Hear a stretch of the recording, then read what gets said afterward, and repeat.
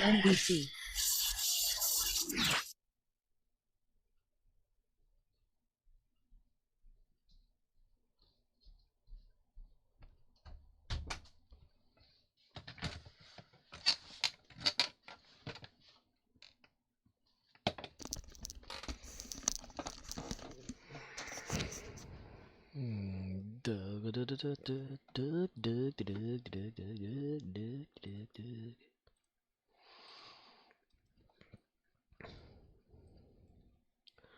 Fuck you, NBC. Yeah. No. Stream Elements says, Scorpwana is now live. Streaming Star Trek Online, late start to a long day / rating disabled, October 4th, 2022. Yeah. Yep. Yep.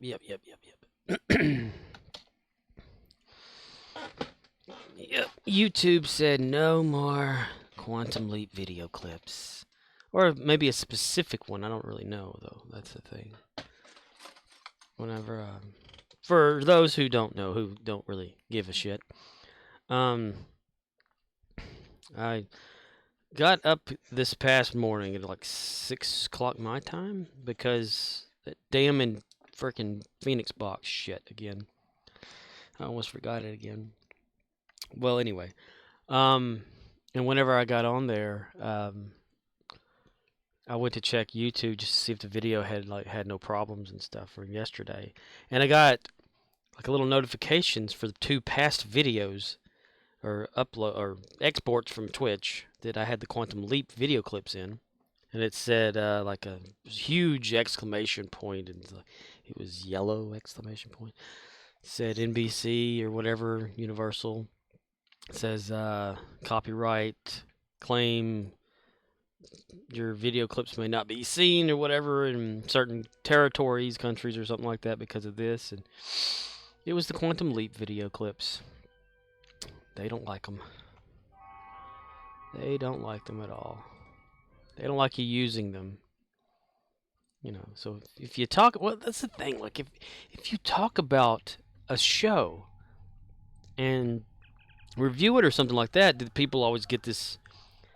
You know, like if they're showing little tiny clips when they're reviewing it on YouTube, do they get slammed with this stuff? I don't know. Which I'm guessing it's only like maybe one part of it, because the one that I viewed that it said it marked it as or whatever was the second time Sam leaped. Like, you know, he's like thumbs upping outside the window and he leaps into the ball player or whatever like that. And I think that's what it was. Just too long of a scene or something like that with nothing else going on. Yay. I put food in the microwave and it's still cold. Yay.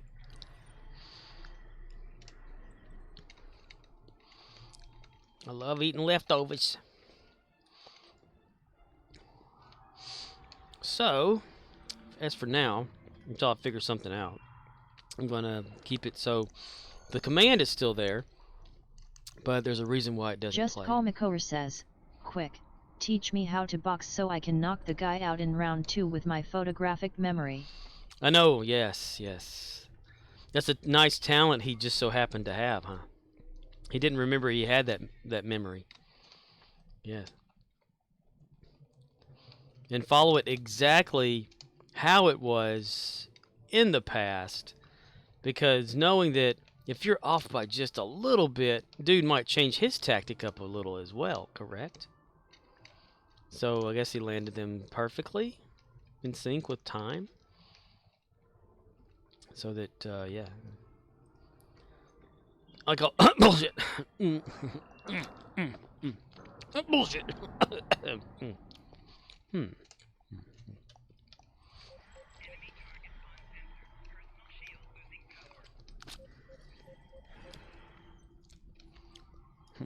I like how nobody is like suspecting him of talking to himself. Like that, they did it one time in the first episode or something, but in the boxing episode, he's in a friggin' jail cell. Just Call Makora says, it was just such a stupid thing to bring up. It is called choreography. People memorize routines all the time without needing a photographic memory.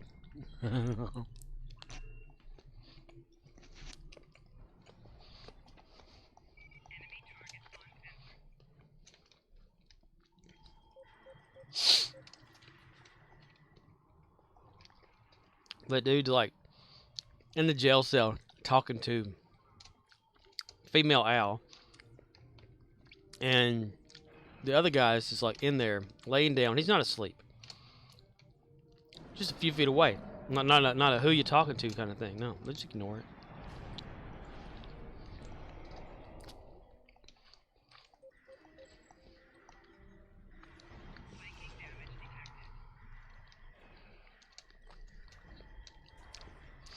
There's a gender bend episode, which there were those in original Quantum Leap too.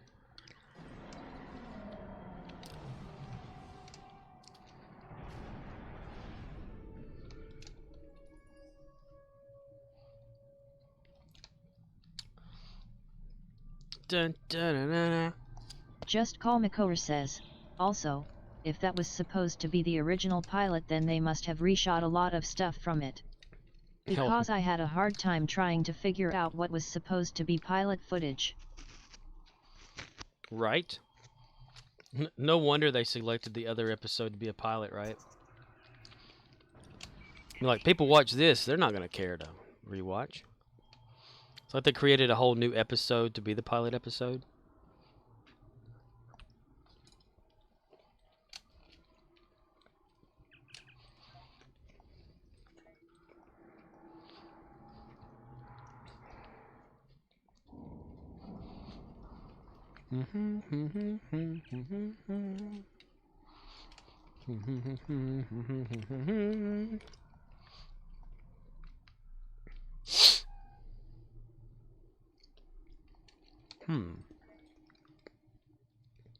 Well, damn it. Guess we'll just go this way then. Shit.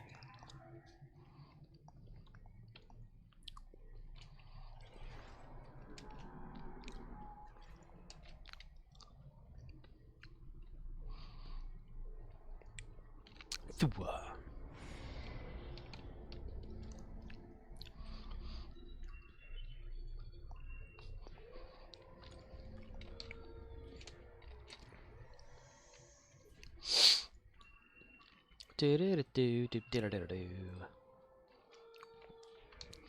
It was nice that Ziggy was getting hacked so easily.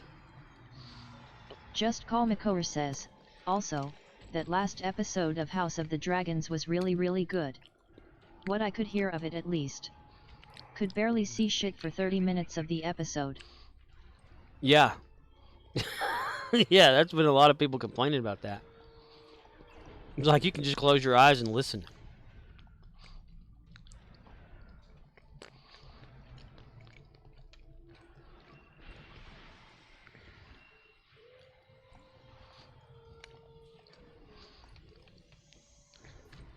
I mean, like, what's the deal with all these dark episodes? I mean, are they doing it on purpose so they can save money?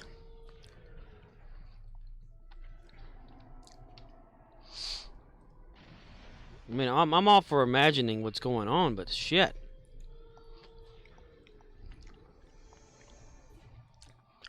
Now, someone blind watching the show got more out of it than we did.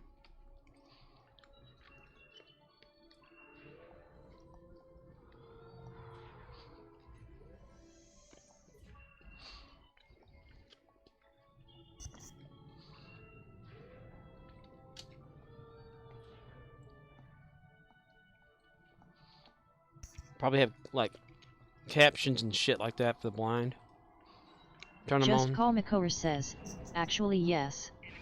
At least for the dragon shots because CGI is expensive.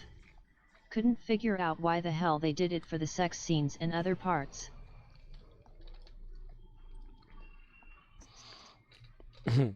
That's when I imagine Peter Griffin showing up going, my God, it's so damn dark out here. It's like, anybody got a flashlight? Oh, wait, I got my phone.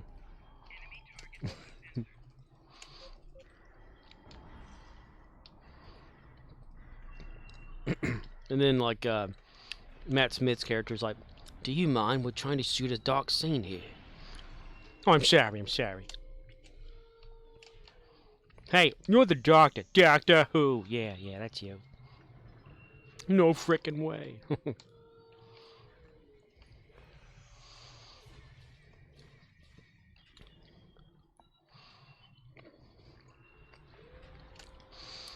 That damn King guy is like really hanging in there. I mean, he's like barely alive, it looks like. Amputee. Getting around.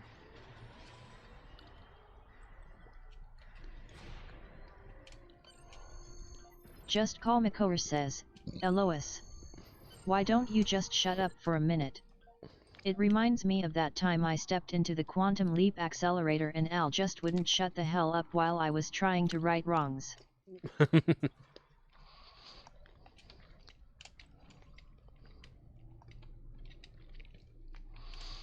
Boy, female Al was really getting into it too. Call her female Al. Female. What did she do? Like go for a wardrobe change to show up and go, okay, we're ready to work out? What the hell? You know?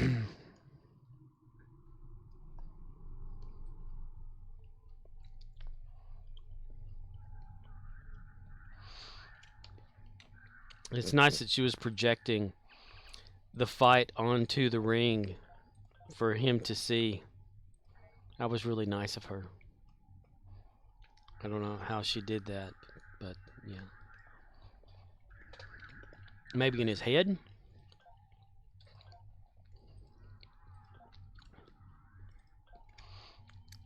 But we got to see Al's original hand link.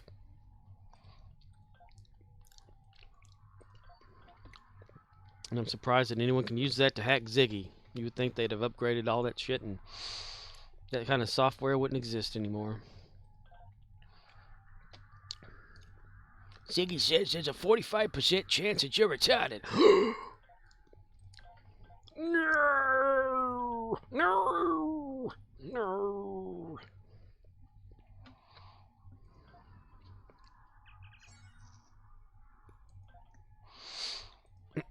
Nice.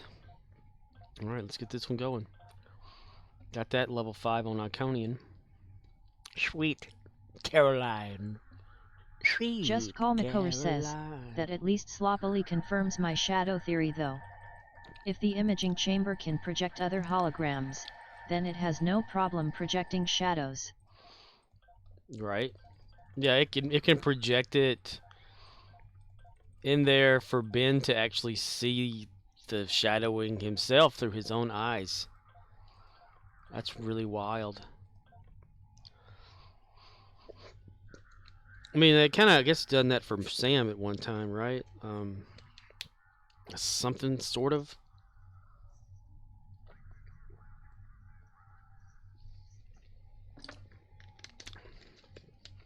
Where Al would like, he used whatever light ray thing or something he shot out of his hand link for Sam. I forget what episode that was and what was going on. So they can manipulate people's vision and stuff and make them see shit. I wonder if they can just hook up to anybody throughout history and do that to them. Freak them out. So Ben's able to leap outside his own lifetime because safety protocols were disengaged. Does that mean when Sam was leaping, the safety protocol just kept it within his own lifetime then? But since they're disabled, it's going to go all over the damn rails.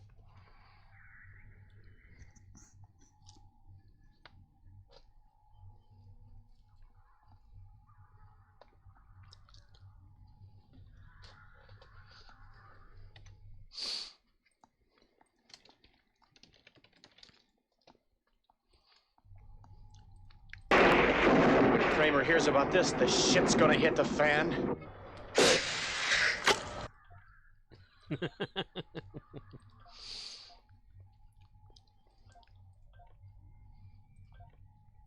And my goodness, you know, like Al and Beth's daughter flat out poisoning her mom to like knock her out and shit. Let her just fall on the floor. What a bitch. Damn. She wants something. It's like she wants to bring her dad back from the dead or something. And she thinks Sam can do it, Sam. Al? What the fuck, Al? Sam, I just told you the other day he was fighting.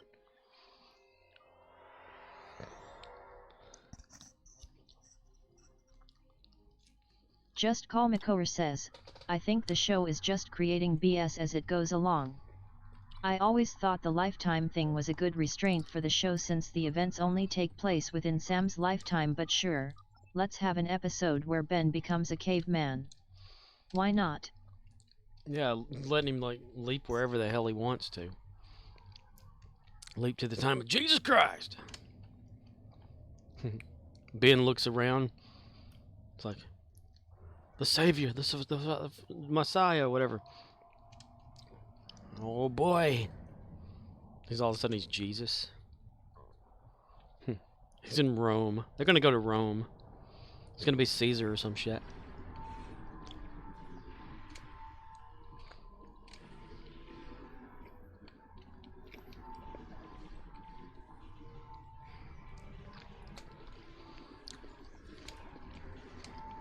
He's gonna leap to the future and they won't know what the hell to do to help him.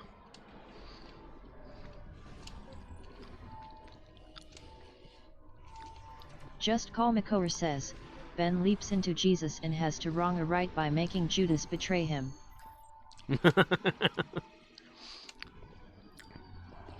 Well, they can't help him hardly at all because there's like little to no documentation specifically on something that's happening around there.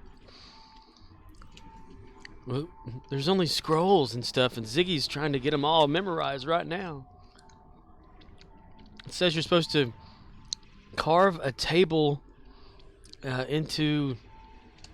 of cedar for some random guy, and that helps him make a better life for him and his family. And then Ben's like, I don't know how to carve anything out of wood.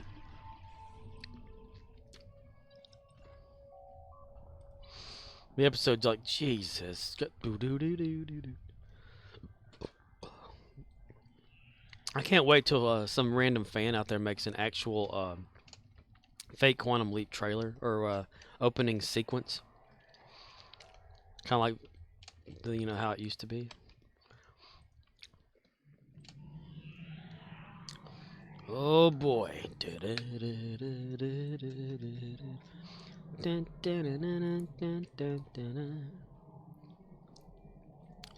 they have like a guitar or whatever in the shit. Park's going down, isn't it? Damn it to fucking hell.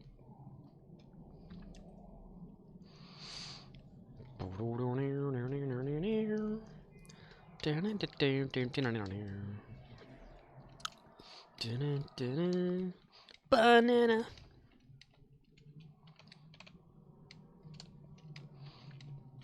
So he was punching with the strength of whoever the hell he was in. And he was the opposite arm than the other guy. So does that mean he was less strong in his primary hand because the person he leaped into was of the opposite?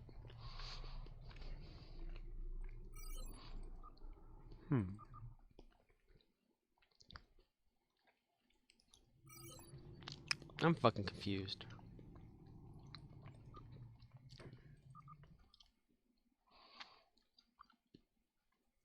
Well, the Rex got taken down at both locations at once. That sucks ass.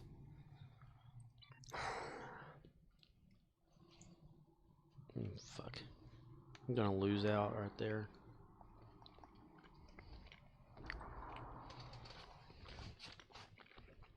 So Ben is right-handed. And the guy he leaped into was left. So they said shift over and do right or whatever. So he shifts his weight to do the right, but yet he knocks the guy out using his left. I gotta rewatch that or something. I don't know. I'm confused as hell.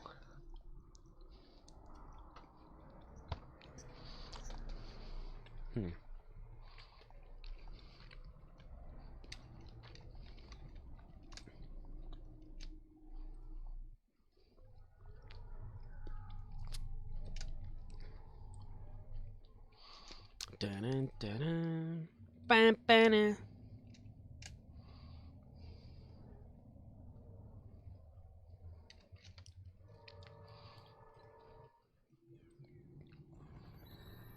Guess we're gonna stay right here then. Dun dun dun dun dun.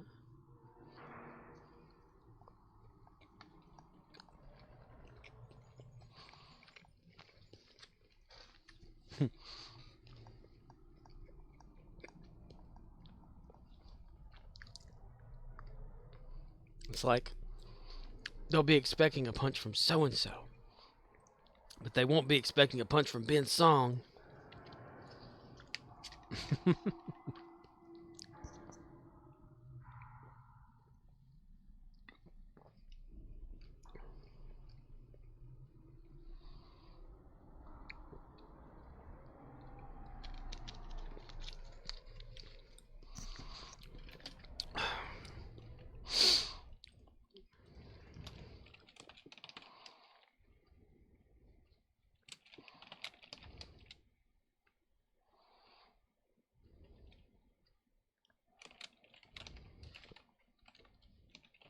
Scorpwana says, I sure hope so.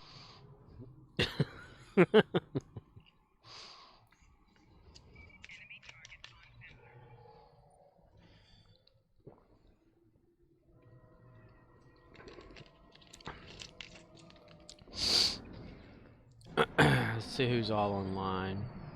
Nobody in my friends list.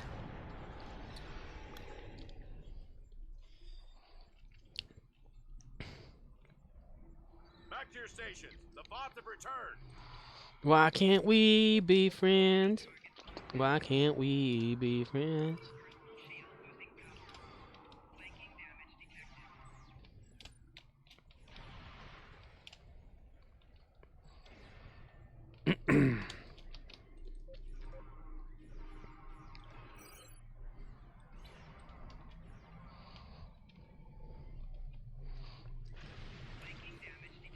Damn it. Collect them all, Pokemon. What about Bob? I talked about what about Bob today. Baby steps.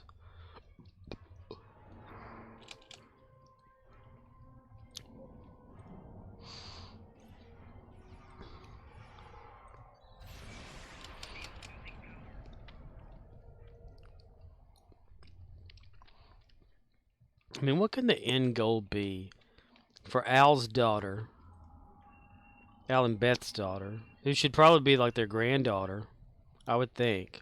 I would think granddaughter. But daughter, whatever. Yeah, I guess she's the youngest. Beth probably had her when she was like 70 years old.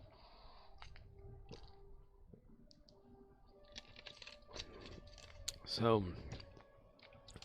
I mean, is like, is she gonna leak too? What could Al's handling do to allow her to hack the system? Is Ben being used by Al's daughter, whom I can't remember the damn name of? Usually when I can't remember a person's name or facts about something, it generally doesn't last very long. And that's sad because there's so much potential in Quantum Leap. And I'm hoping that since it does have a second season, maybe in the second season, if this first season doesn't pan out the way we want it to, or we expect it to happen a certain way or whatever, maybe... Just Call Makor says, I am just going to ignore trying to connect the current show to the previous. Currently I like the show for what it is trying to do. But the more I try to connect to the two, the more I start not liking it. Ah, yes. Start putting it together. Well, the mystery of like where he's going and how many leaps to get there. Because what's his face? Blonde. His pronouns. What the fuck's the pronoun for character? Glasses, yellow-haired person. Hacker. I don't know what the fuck. Told female Al that dude's probably got like 20 or so at most leaps. So if he gets to that point within 20 leaps, is the show over that quickly? I mean, I know that Ernie Hudson had said in an interview that I had watched because of Quantum Leap that the network picked up the show for 12 episodes.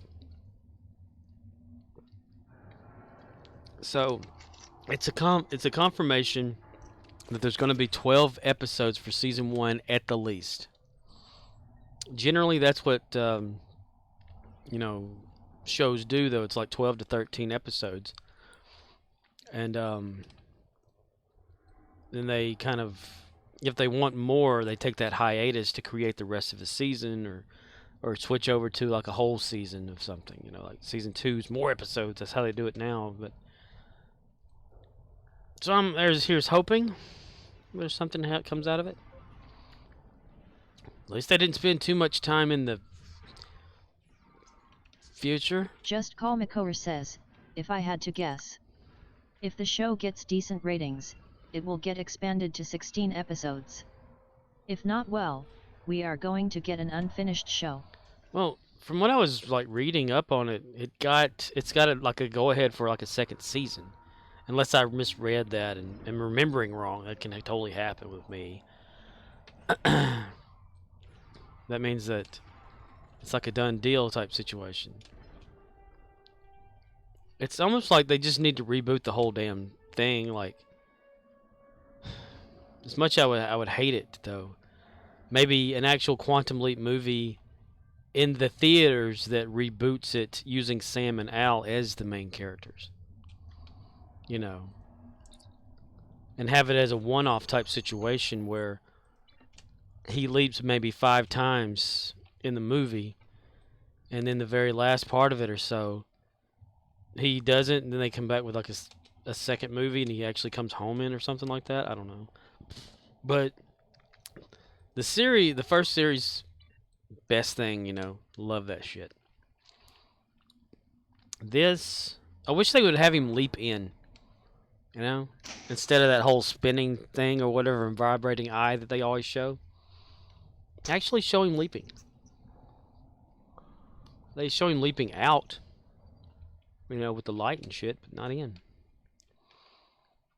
And it's always interrupting him, too. He remembered a memory of him and female or somebody. He didn't know it's female Al yet.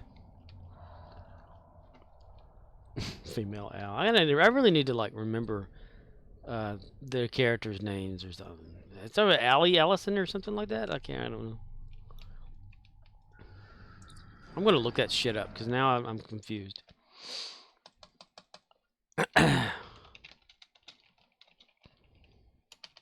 2022. Addison, and Mason Alexander is Ian Wright, and Nanraiza Lee is Jin Chu. Raymond Lee is Dr. Ben Song. Well, yeah, I know Ben. Okay, Addison, Ben, and Ernie Hudson. I cannot. Addison. Need to remember Addison. Addison is Al's. Al. We're gonna say Allison. Aldison. Aldison. Female Allison. Female Al.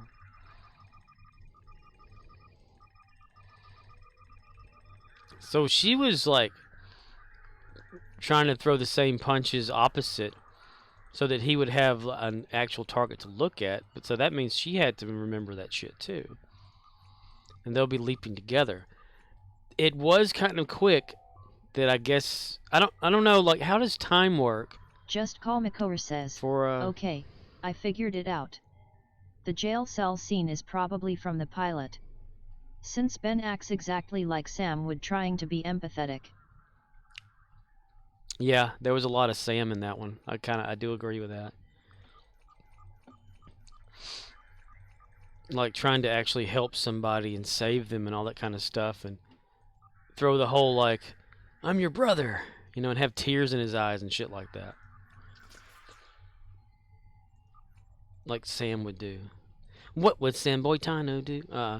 But I wonder, like, how does the time work outside of the leap? Because remember, in Quantum Leap, the Quantum Leap, whenever Sam leaped, and then Al like shows up. What was it, like his second leap, or his actual first one after he had become leaping?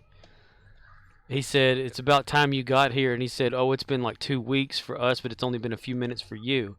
So how long does it take in between him leaping, the Ben Song leaping, before they can pinpoint and actually come to his aid? Like, you know, for him, is it just a few minutes like it was for Sam, or seconds? And for everybody else, is it a while? Or, you know, I don't remember if they ever kept that like a thing in Quantum Leap. Like if it was always, it's always like every 2 weeks or a week and a half or so when they can pinpoint Sam, searching for him and all that. I don't remember, Al. Bitch. Fucking. Did I do this for Lulu? Probably not. I'm gonna go back to Lulu. I don't know. I'm a mess of confusion, is all.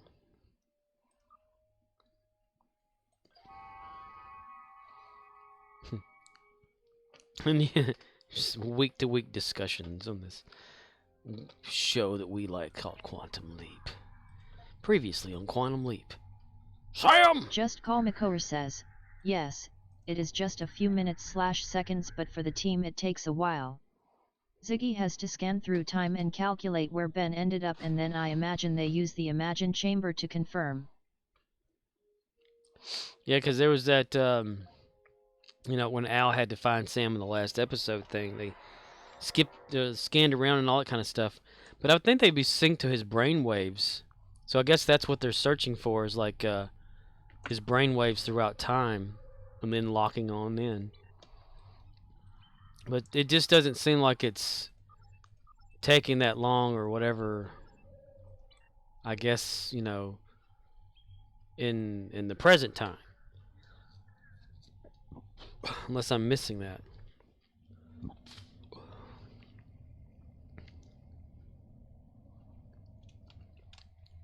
Do. And they haven't like established that for a new audience. I would think that they should like say something, because I mean, that's what they did, you know, when they started Quantum Leap originally. Like within the first episode, they established certain things that would always be a thing in the, you know, the lore of Quantum Leap. You know, him leaping, what happened, you know, what happened with that, how long it takes in between leaps or stuff or whatever, you know. Just Call Makora says, in the original show they used the person in the waiting room in order to pinpoint Sam's location. By, you know, asking them who the fuck are you, but they have not even brought up the waiting room in the new series, so I assume Ziggy just figures it out. And Ziggy's supposed to be probably like faster now, right? A super computer. Ziggy, you son of a bitch. And sometimes people would be a little caca themselves in the waiting room. It just kind of sucks that we haven't like had the proper waiting room type situation. Or have they perfected leaping, having not leaped at all, according to what we've seen since Sam's leap? Project Quantum Leap. I mean, have they tried throwing people out there and then bringing them back and all that bullshit? Or is this the first time since Sam's thing? It may have been said, I don't remember. I know that, like, in the episode, it was like talking about how Al, they were always searching or something, and Al felt that it was responsibility or something, never got over it or whatever. And continued looking and or whatever like that. But I wonder if they just actually shut the whole project down and didn't let anybody else try to leap. Just Call Makover says, this is why I have to ignore connecting the two shows. Like I said, it will just piss me off because the original did a good job connecting the past to the present and this show is just whatever. You think, like, it's a certain time, like maybe in the first season, if Scott Bakula actually kind of cameos as Sam Beckett, that'll be it? You know, like they'll just disconnect the show from the original series and have their own thing after that? Like the whole Beth, Al, and Al's daughter thing won't even be a thing.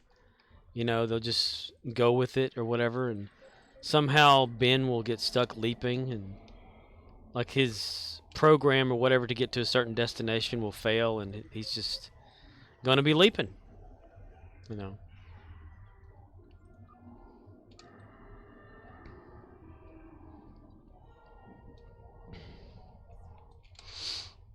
I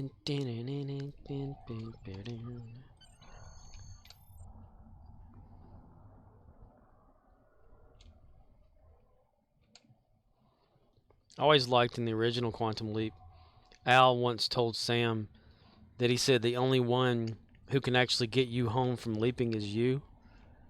And then at the very end, it was like, you know, God person tells him, you know, that's kind of what it was. But Al was referring to technology-wise, like the scientist in Sam and understanding all that. But it was kind of like a foreshadowing thing. And that was like the first episode, I think, too. They're like, they're outside or something, up in their plane or whatever, and Al's talking to Sam, and Al goes through the wing of the plane, and Sam's all like, don't be doing that or whatever, freaking him out. And so Al's like, what do you want me to do, go around something that's not there? He said, okay, fine. And he like walks around the wing of the plane. And then Sam or Al, somebody brings up this whole subject of Quantum Leap, and Al gets a piece of string out and demonstrates in front of Sam what Sam's Quantum Leap idea was. And they're like, well, I guess Sam's like, how are you going to get me home or whatever? And it's like, well, the only person that could figure out how to get you home is you, you know. So if it had been somebody else leaping, Sam would have been able to probably retrieve them because of being Sam, right? Like if we can go back and Quantum Leap was done differently, where Sam was not really the observer, but just like a Ziggy, or not Ziggy, but a Gushy type, you know, like actually there. He could probably have figured out calculations and stuff and how to retrieve, because they've tried to retrieve him, you know. In the first episode of Quantum Leap, they tried to retrieve Sam, and they were all like, "Well, did you tell somebody who you were?" And he's like, "Yeah." And that like prevents him from being retrieved, huh? What, you know? But the whole thing was like, Sam really deep down didn't want to come home as much as he thought he did. He wanted to help people, so that's why it you know, continued. He could have returned home if he didn't give a shit about people. You know, just wanted to like go home, but he has that caring factor, that whole conscience bullshit. So it kept him there. He kept himself stuck leaping. What if he's being held captive? Like, the evil leapers have Sam locked up in the in a quantum realm or something. Let's get way super Marvel type quantum mechanical or whatever with it. And say that the devil controls the evil leaping and he can make people leap and not leap or whatever. Ooh.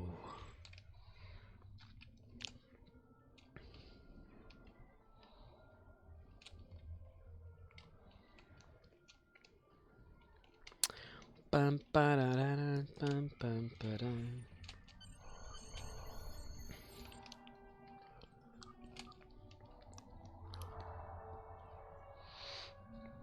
I don't know.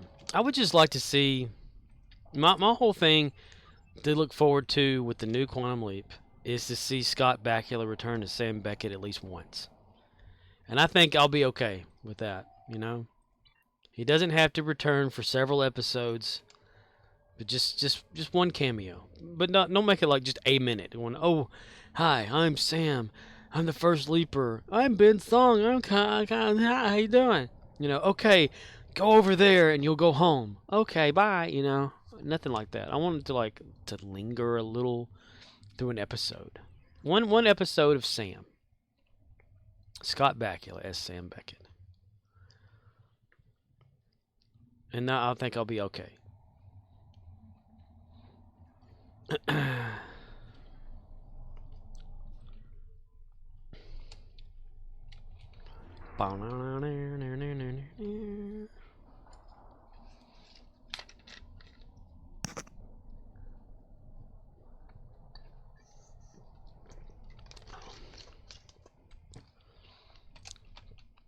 Ba-dum, ba-dum. Bang, ba-dum, ba-dum, da-da-da-da.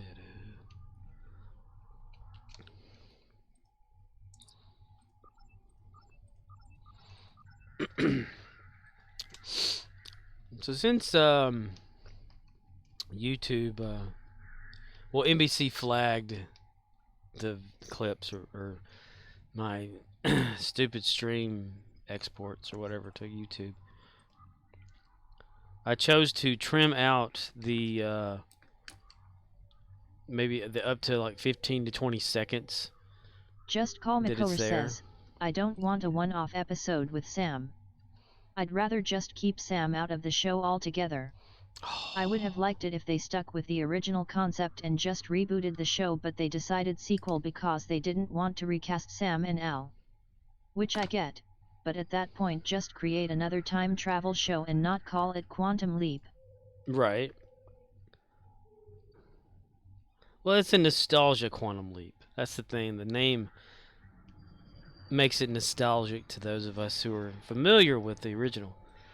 So if they were going to make another time travel show, they could have done the time tunnel again. I mean, they tried to reboot that, actually, I think back in the 90s or late 90s or whatever, and it did not work out.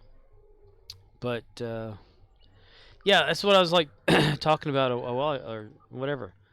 Like if they had like a movie and they just had it like Sam and Al one-off movie thing, I mean, where he's like leaping around and say like the first episode or first movie, the first 30 minutes or whatever like that, you establish the leap, you get him doing whatever, and then like throughout the another 30 minutes, it's like he's like leaping on like that or whatever, and then finally it's like toward the end of it. I don't know.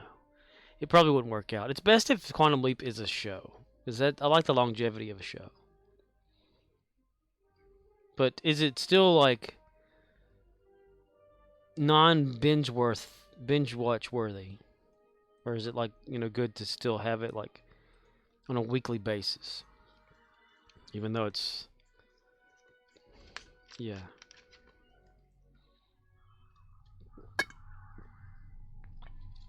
He gets to leap into a woman though. Again.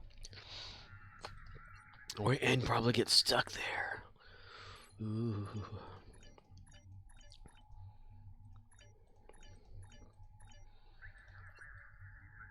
And one of the cool things too, like about normal Quantum Leap, was the fact the episodes could be played out of order. You know, you could still have like a one-off per each, and there wasn't like a B thing going on. There's just A. You know, Sam leaping, Al being there, telling Sam what he probably needs to do to fix shit. And there wasn't this whole like jumping back and forth, you know, conundrum. But with this show, it's like you would have to watch it like back to back to understand what's going on behind in story B.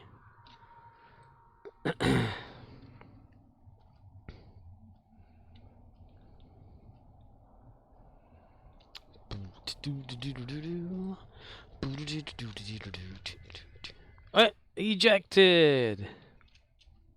He escaped. He escaped. Good job, buddy.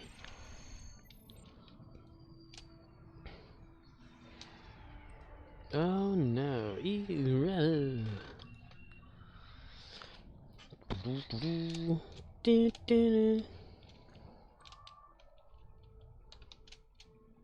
How's the fishing? There are no fish.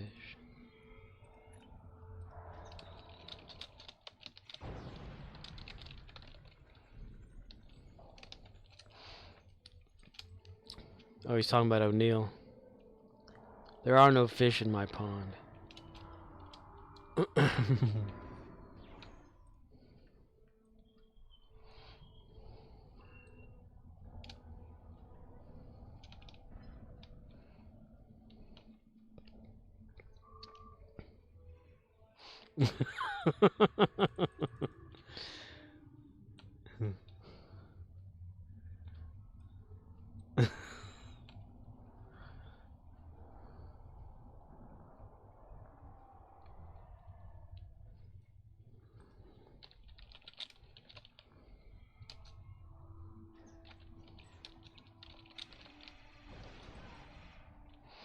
Not for crying out loud.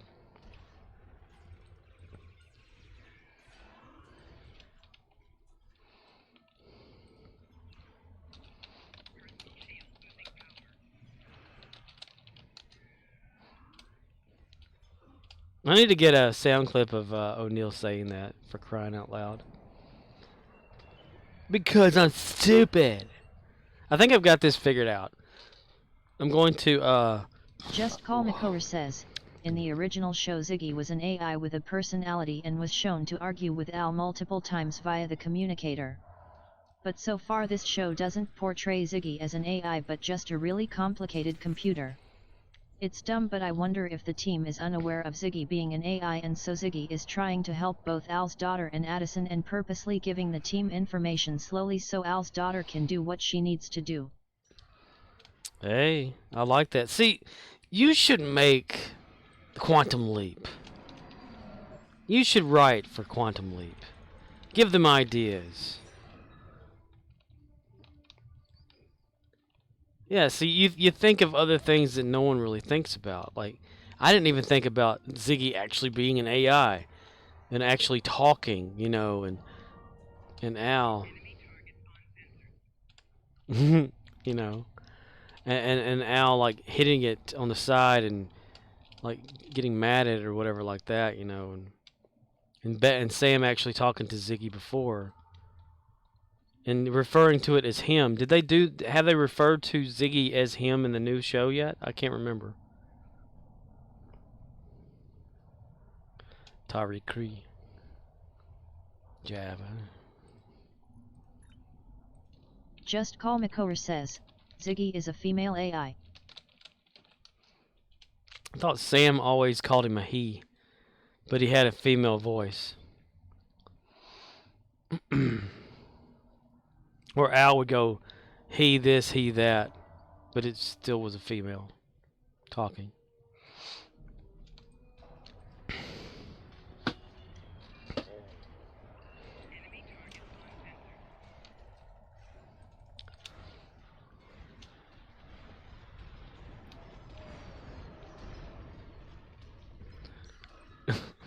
Cree and all that Java. Just Call Makover says, oh, I guess I was wrong. Google says male with female voice, so yet. It's okay. I won't condemn you to death because you thought you were it was right. It's okay. I'll give you a lollipop. A lollipop guild. I put my crotch in your face and give you a lollipop.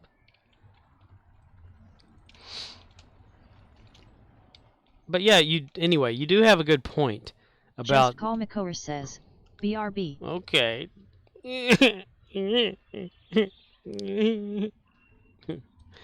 I'm gonna go cry in the corner. Okay, kidding. Ooh, B. Where are you, you piece of shit? Oh, you're over there now.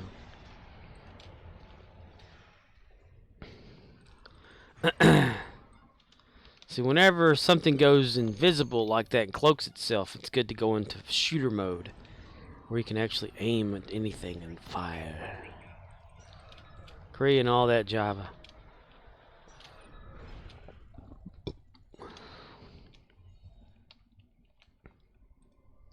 Oh, for crying out loud.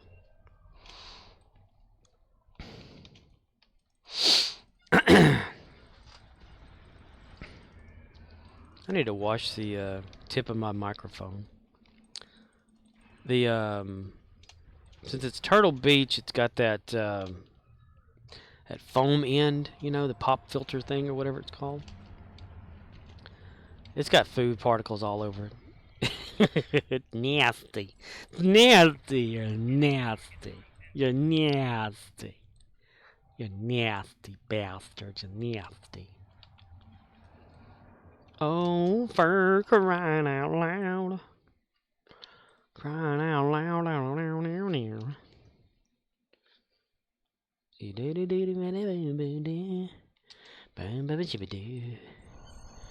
Yay! Oh, dude. Dude, the Rex is coming out. I'm all the way the fuck over here. Shite! But Battlezone ally control is wrong. God, this thing is broken. It already says one's come down, so that has. Dude. Oh, for crying out loud.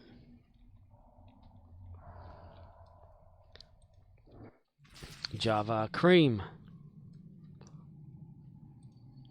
Cream Java. Java Hornell chili. Java cream. Hornell.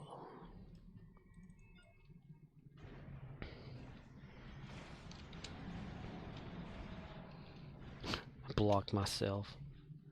What's the point of the weapons coming out if you can't use them? And what's the deal with underwear? It's got a pee-pee hole there.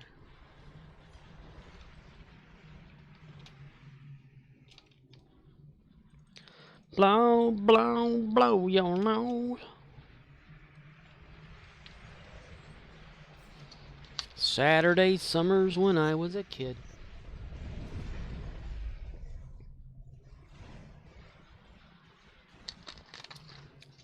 Bring it on, bitch. Okay. Whiny little bitch. Run! Run! Aw, damn it. All 3 silos are under Allied control. Excellent work. There's still enemies out here. That's stupid. Engage transporters. Troops inbound.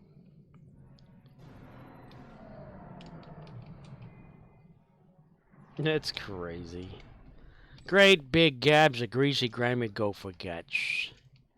Mutilated monkey meat. Little bitey's dainty feet. And I forgot my spawn.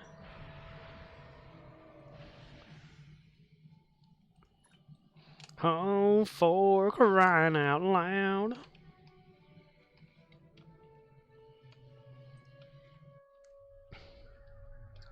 Battlezone ally control. Oh my. Battlezone ally control. Oh my. Boink. Ugh. Call in reinforcements. Hello, is this reinforcements? Yeah, I was told to call. Dun, dun, dun, dun, dun, dun, dun, dun, dun, dun. Dun, dun, dun, dun,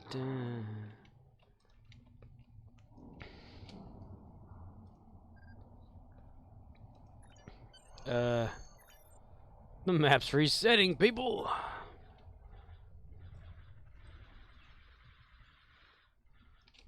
Run! Run away! Yes, yes. Phew. Tari Cree. Cream Java, Java Cree and stuff and all that. Boom, bang, bang, bang, bang.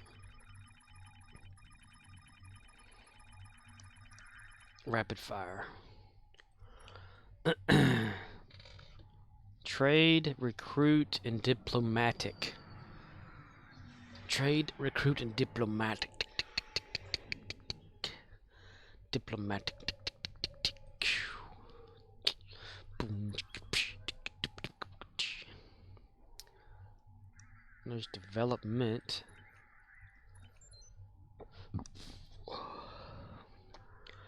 Fuck. Cracker Jacks. Sexploration. What if I beam up? Ah, Durgan is sick. I'm so immobilized for a couple of days. You're sick. That sucks. Hello there, Darth Dragonborn 107. He's born a dragon. He's dragging his ass. Diplomatic again. Yeah, so beaming up here is good. Liptomatic. Science. Military exploration, espionage, trade. There's a lot of wasted energy credits for that. Recruitment. He needs recruitment, so yeah, that'll work too. Ooh, a temporal agent man. Temporal agent man. There's been a lot of people that are coming down with something. I don't think it's COVID, but and not monkeypox. It's just like seasonal changes in the weather.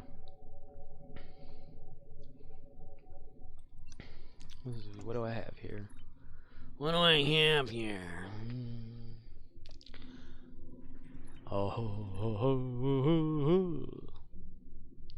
Darth Dragonborn 107 says, Hurricane air pollen plus heavy local pollen plus allergies equals my booty butt cheeks being sick. Booty butt cheeks being sick. That's funny. And they're like, it's better than yours. Damn right, it's better than yours. Milkshake bring to the boys of the yard, and they're like, it's better than yours. Damn right, it's better than yours. Dun, dun, dun, dun.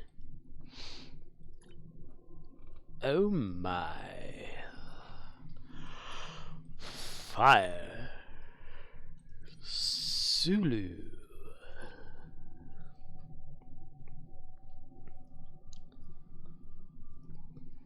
What would you do if I sing out of tune? Would you stand up and walk out on me? Lend me your ears and I'll sing you a song.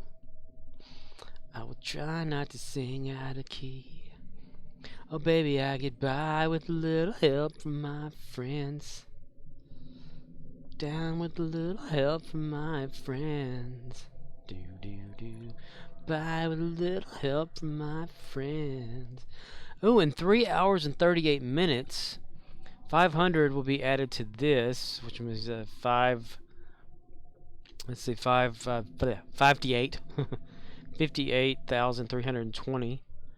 So that 59,500 is whenever this goes up to allow it to upgrade to level 3, which will level out the embassy on this fleet. So that should shoot up to 67 if that ever comes to pass. Darth Dragonborn 107 says, Oh yeah, BTW Jern needs a promotion in the KDF fleet. Another one? Okay. I'll look into that. Let's see. So at 59, how much is this one worth? Yeah, that'll definitely bump it up. In less than 4 hours, that will bump up to allow the embassy to be upgraded for its final frontier. Just Call Makover says, it is worth 0. Market 0!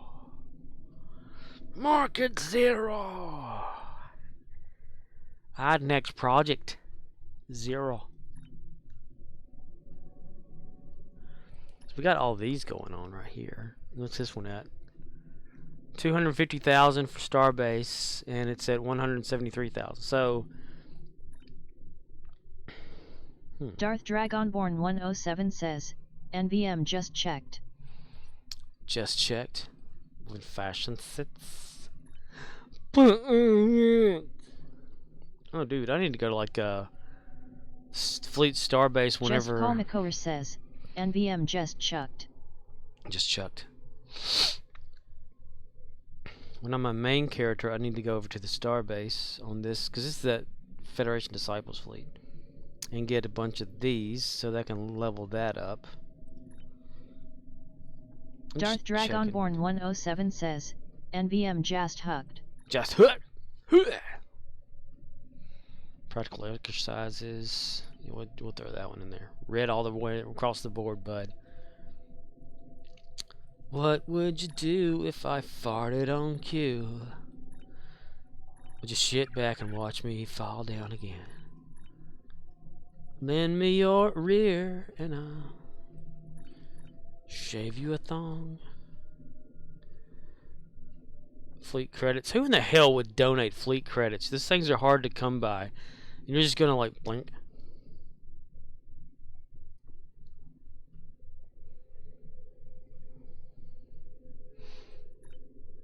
Bitch tube. I make me laugh. I'm funny when I wanna be. 'Cause I don't wanna be anything other than what I've been telling lately. In fact, like the very first sleeping that I had, that clip, I guess it was okay. I'd have to look back though, because I want to say the two examples from that picture. Let me go look on there. That's not it. Clicks again. Clicks on Discord. Goes to General tab. This here.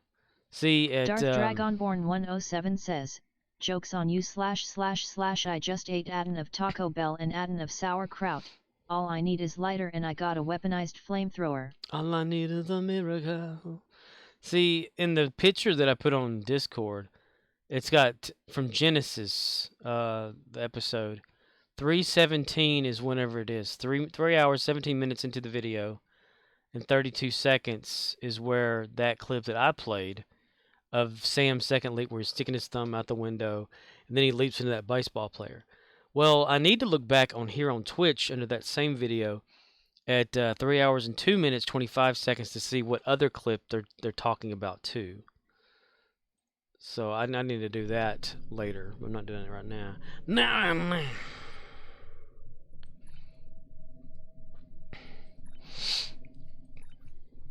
Because if it's certain clips, I can probably just temporarily remove them until I can figure out a way to put them on here. Like they may be too long or something. I know that the other one has more dialogue, the second one, so maybe that's a thing. But I've just disabled the whole thing for now. But what the hell was I talking about earlier? The commands thing. Anyway. Darth Dragonborn 107 says, America the only place you can / sweet home Alabama. Sweet home Alabama. Come home numbing out you come home. Alabama. Coming home, sweet I am you. Just saying it backwards and forward. Front ways and back ways. Ooh, Rex again. Look at that. Nice. But for future command settings, like the cooldowns and all that kind of stuff, I think I'm going to create a set command where it's called set. So it's exclamation point set. Say like set CD true or false or something like that. Set CD time like 60 seconds, 120 seconds, whatever, you know, something like that. I think that'd be good. Have it all under one command, but different variables in that same command. Parameters. And a help thing, too. Just like if you're on a console.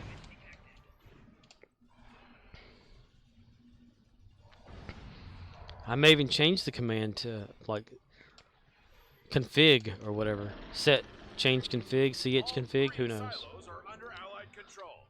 Excellent work. I don't know. I've got, like, multiple things going on in my head right now. The bomb fortress has engaged transporters. Troops inbound. Them damn Verth. Big Vertha. How you doing? How you doing, Donna? How you doing?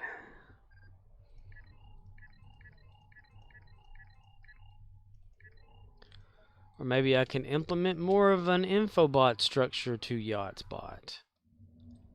Make it more adaptable, more listening, more input, learning. Verbs and adjectives and all that, oh my. Lions and tigers and bears and roaches and cats and squirrels. All over the place. All over the place. Anybody ever watch Perfect Strangers? Remember that show? I had, when I started watching She-Hulk, the dad of, She-Hulk person. I can't remember her name. But the dad on there is a dude from Perfect Strangers. Yeah. I thought, a little Weasley guy. He's back in business. He's back in business.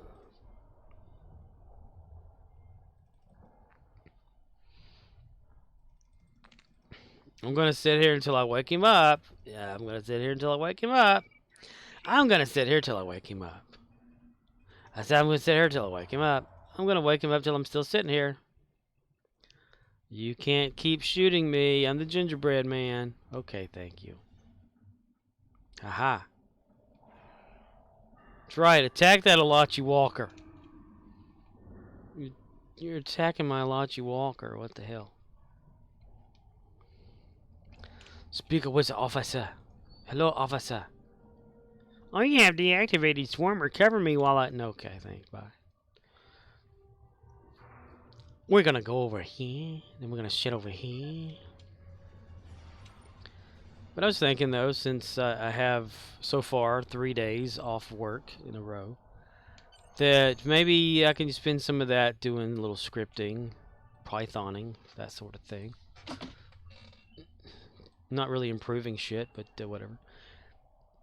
After stream last night, when I watched Quantum Leap, and then I jumped on here and I thought, you know, I got my Hadouken command that I like, because I like Ryu, whatever, from Street Fighter 2. What if I can make him, you know, an animated version of him Hadoukening, like walking into the screen, kind of like Cartman does, and going, Hadouken! You know, that would just be awesome for me. Well, to do that, you got to have the sprites. And if people don't know what a sprite is other than the drink sprite, but in video games and everything, it's still images that are on a palette that are used to create an animation. Like each frame, you know, is a sequence of pictures that move together to create the moving image, as like cartoons were made back in the day, as animation is made to this day, frames of a picture moving together. Well, a sprite is that huge sheet like a huge image built into the game system itself. That's where the images are stored into one big thing, and it just extracts the location based off of like measurements of pixels and shit like that. But anyway, that's a one version of a way to say what that means, or whatever. So I wanted to get the best kind. Best kind equals arcade, not Nintendo rip or anything like that, but an arcade rip, like where they've actually ripped these sprites out of the game and they put them on a thing, you know, where you can actually look at them, use them for whatever. So I went on my little adventure last night, looking for a sprite of Ryu, whatever. Ryu, Hadouken, Shoryuken, Soryu. I think it's just Ryu. Ryu. Not Ryu, but Ryu. And I found what I wanted out of that. So then comes the whole thing of breaking up the image into different frames of animation and making it move. You know, the best way to do that I have right now is Adobe Photoshop and a timeline at the bottom. So you import all your individual picture frames or whatever you're going to your individual frames of images you're going to use, and you break them up into like this is this, and you put them in a timeline. But I wanted it to be exactly how it is in the arcade game, to how he like walks around and throws his Hadouken. So that means I gotta look up a video of the arcade version being played and seeing how many pixels in between each frame of animation changes. And so I did. I even played it on MAME and recorded it. Recorded my own self and took each one of those frames, put it in a video editor, frame by frame moved Murdoch the video. says, "What's up, meow meows?" Hello, meow meow. What up, meow meow? Hello there, meow meow. So I recorded it and, you know, put it into a playback there, and it's like every different animation is it's moved ahead 3 pixels each time. So like if you were moving him forward, it's like an animation, the next frame is 1, 2, 3 pixels, then there's where he's at. So I started that off. I started him doing the walking animation. The next step is the actual Hadouken from a walking stance. Well, no. From walking stance to ready stance, to where he's standing there, his arms going up and down like he's, you know, just ready to hit something. So I got that going. And one day I'll have him going Hadouken. So there's that little thing. I like to piddle. And learning all that stuff to piddle. Murdoch's, what is up, dude? What's going on, man? Murdoch says, "I played some tennis today. It was a doubles match. I tied this older guy who is a mainframe programmer. One of the other players broke the tie by saying odd or even, and the player says and the guy says you win, and I say bullshit, fine, whatever." Sounds like a bunch of he said, she said bullshit.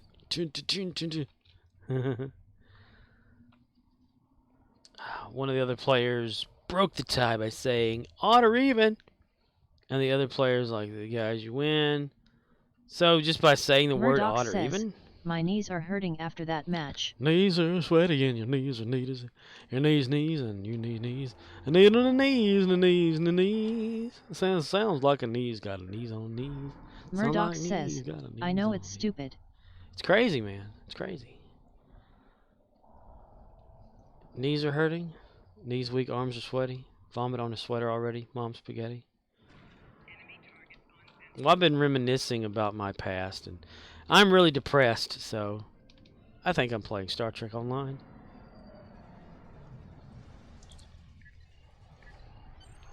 Yay! We did it. Wait a minute. Why does it want me to deactivate the pylons? Self-repair after 3 minutes. The whole thing is shut down. I don't get it. What the fuck? Hold on a minute here.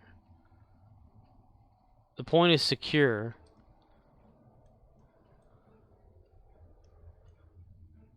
But the outskirts status says it's not. This map is fucking broken. Never the fuck mind that shit. Let's see if it's sticking with me.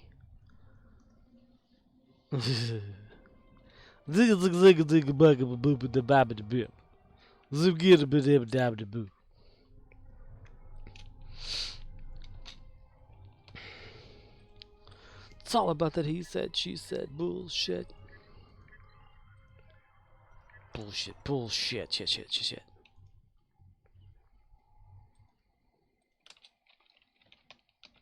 Bullshit. Fucking damn it.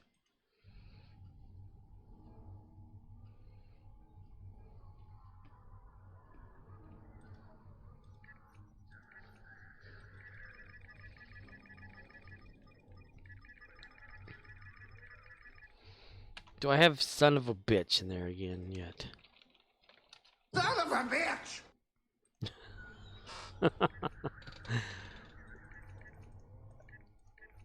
Damn it, I love Resident Alien. That's funny shit. Murdoch says, I bought a Sig Romero sight for my pistol, then realized the Holosun is better, so I cancelled my previous order and played an order for the Holosun, which costs twice as much. Sight, but it's aluminum instead of plastic. 2 MOA green dot instead of 3 MOA red dot, and you can replace the batter from the side instead of having to demount the damn thing, so I guess it's worth it. A sight for your pistol. 2 MOA? Not 1 MOA, but 2 MOA? Green dot instead of 3. So with 3 would be like Predator, huh? Does it like actually laser point, or do you only see that through the sight?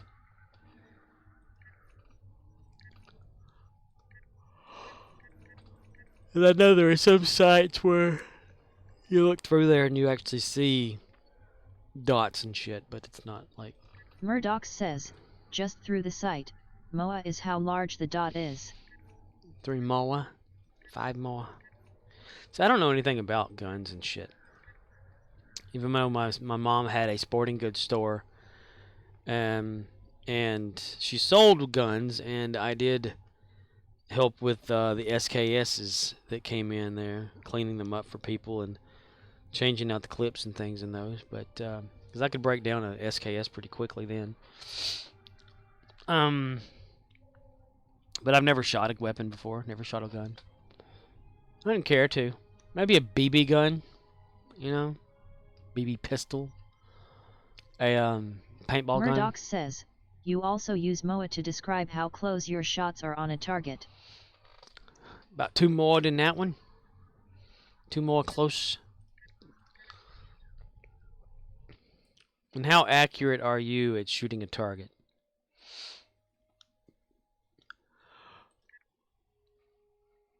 Murdoch says, there are 360 degrees in a circle. Now take one of those degrees and divide it into 60 equal parts. Just one of those parts, 1/60th, is 1 minute of angle or MOA. 1 minute of angle. As it drops through the air. That's why if you're going to shoot far off, a longer distance or whatever, you have to adjust for height. Oh, I got an Endeavor. Dude, I didn't even see that. What were the Endeavors? Polaron damaged ground. Okay. Spin to perk point. Win a prize. Oh boy. Shield hardness ground. Kit performance for real. Murdoch says, I'm better with rifles and now cross-eye dominant, but the red dot will help since you shoot with both eyes open instead of close an eye. You saying what okay, you cross eye. All right. I thought you said you had cross eyes. It's like, dude, I don't remember seeing you with cross eyes. You seem to hold out pretty good without crossing your eyes.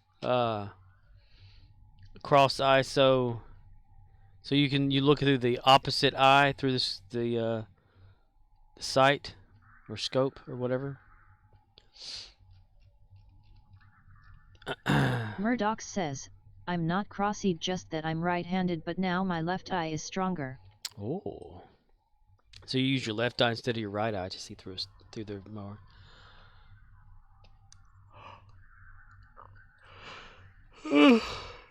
Fuck me sideways. I gotcha. They always said, though, if you see 3 of them, shoot the one in the middle. Okay, Murdoch Kagan, says, come on, damn it. so with iron sights though it's still fine to use the right eye, just have to practice more. Using left feels weird. But with the new sight you keep both eyes open.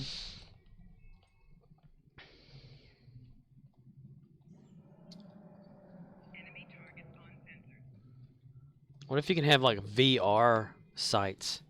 Wouldn't that be interesting? Augmented reality sights.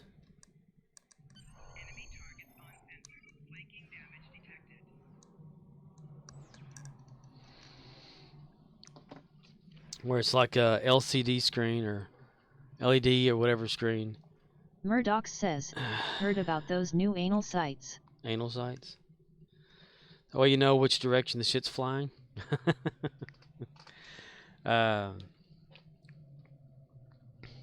Reading rainbow. Bleeding asshole.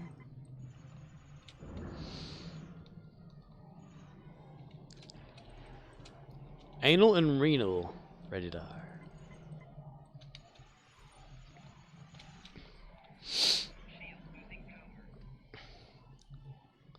See, back in the day,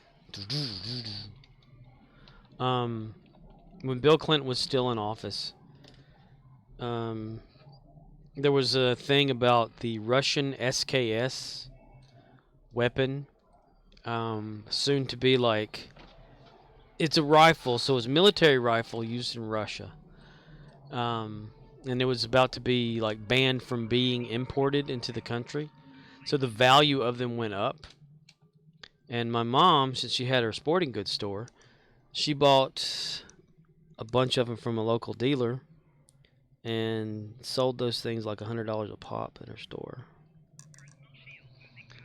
And whenever they would come in, they had this like greasy material all over it. I can't remember what it was called. Like for packing. And these things were like maybe like 50-year-old weapons or something like that. Or whatever. I can't remember exactly. But they were old, you know, like old SKSs from back when, I don't know. Never used, you know, never were in a gun battle or anything like that. So she had like 100 of these things at her store at a time. And people would buy them at like, I can't remember what the price was now. But my job... Murdoch says, damn, I want one. Yeah, my job was to, if someone wanted it cleaned up, when they bought it or whatever, and clean all the greasy, like it was like a greasy wax film or whatever all over it. My job was to clean that up and you know, clean the insides Murdoch and everything. says, does she still have some? No, that was a long time ago. That was like in the 90s.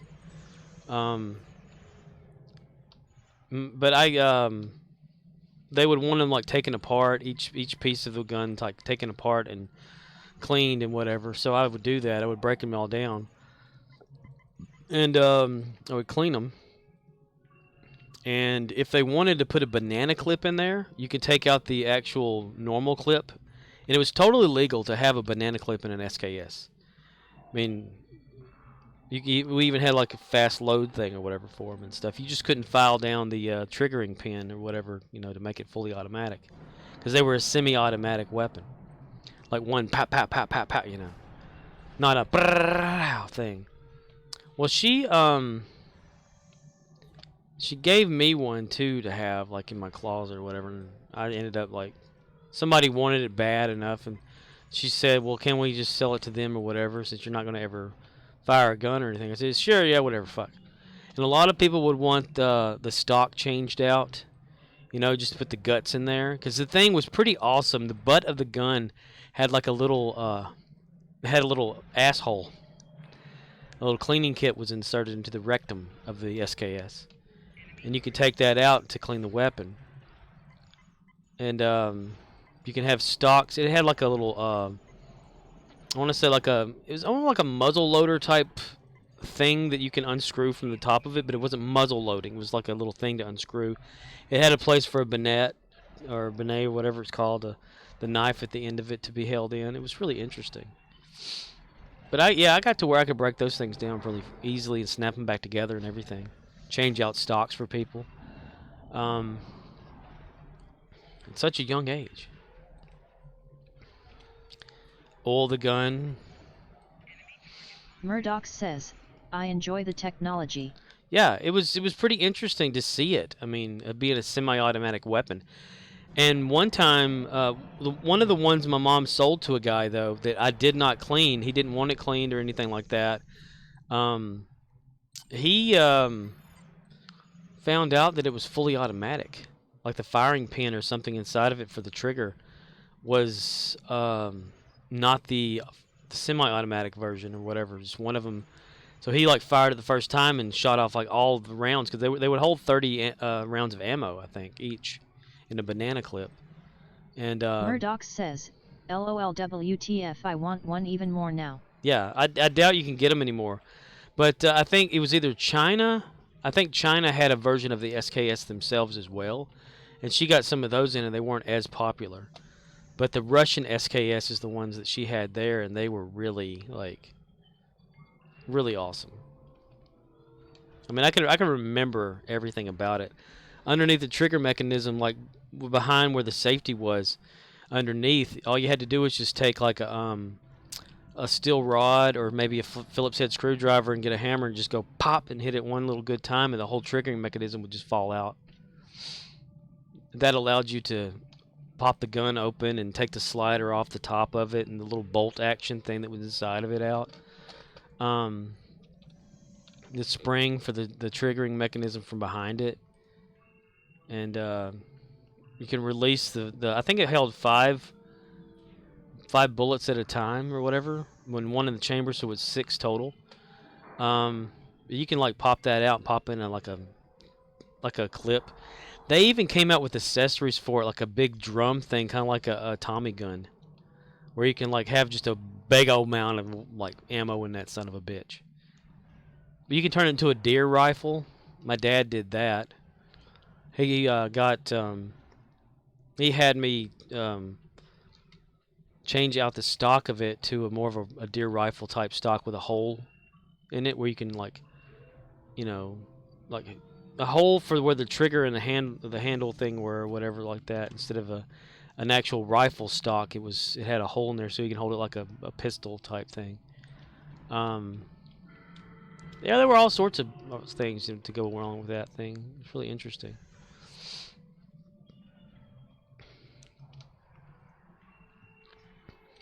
I just remember whenever they would have to go get them or whatever, or they would get delivered by UPS, and they would come in like maybe 10 at a time until she just had a floor full of them at our store, and she was like running background checks all over the damn place for these people because they were a hot item. Not hot as in illegal hot, you know, black market hot. They were just an item everybody wanted. And if you look it up and everything, it looks like a nice weapon. I've always wanted a P90 because of Stargate SG-1, though. But yeah, I had one. I think at the time she was selling them for like $90 a piece when they first came, and then they kept getting like more rare, so the price started going up for her to buy them in order to resell them. So I think the last one sold for like $200, like way back in like mid-90s when that was going on. She may even still have pictures of me just sitting there with SKS stuff in front of me, like changing them out and shit. We had the quick loading clip that she had. It was like a piece of metal that the bullet, the back of the bullet, like I guess an average bullet. I haven't looked at a bullet in a while, but the back of a bullet, where the firing pin is inside of, or with a firing cap. Murdoch says, magazine. Well, yeah, it wasn't a magazine though. It was a this little piece of metal that the bullet would actually slide into, and it would not be encased in anything. It would just be in this semi-round thing, and you could open up a magazine inside of like the thing, and you can put this piece into the back of it, hold your thumb on top of the bullets or whatever, and pull the thing out, and it would automatically like push all the bullets in at once. So it's like a quick load type thing, where you wouldn't have to go like one bullet at a time, load them into this magazine or anything like that.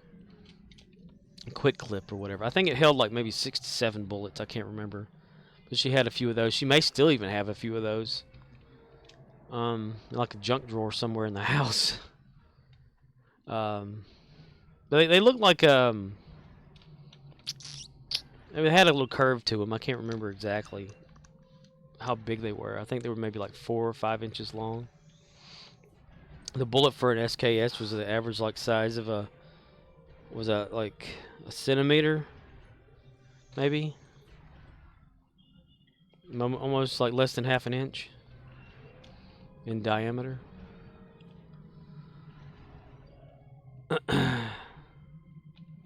She'd get the hollow point, single shot. People would just buy them to deer hunt with, you know. That's what they got them for. But the guy that, whenever he came in her store and he talked about his being fully, he wasn't prepared for it to do what it did whenever he fired it at his target. He said the gun just went up. You know, like he fired forward and like his arm was, when he was done, his arm was up in the air because of the recoil of it all. Could you imagine being freaked out by that shit?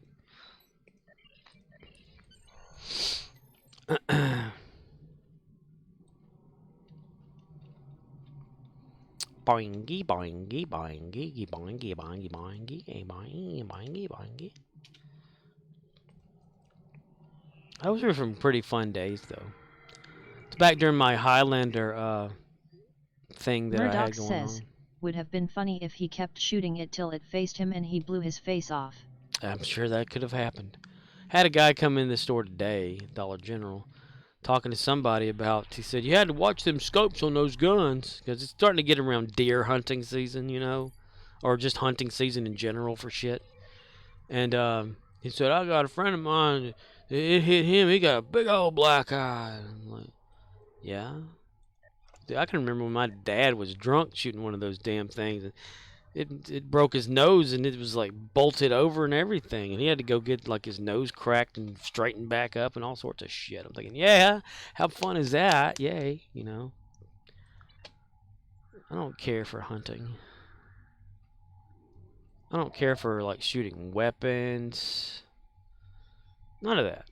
I mean, my dad once said, because I don't remember this, but he said whenever he'd carry me hunting when I was like really young, you know, he would get like some snacks to eat, you know, because you'd be like in a deer stand, or he'd hunt from a bronco, you know, like you get like one of those little power line areas or whatever where it's an open area in park and whatever. And he said that I reached in the bag and I like ate all the food in there, then said, okay, I'm going to take a nap. Wake me up whenever you see a deer.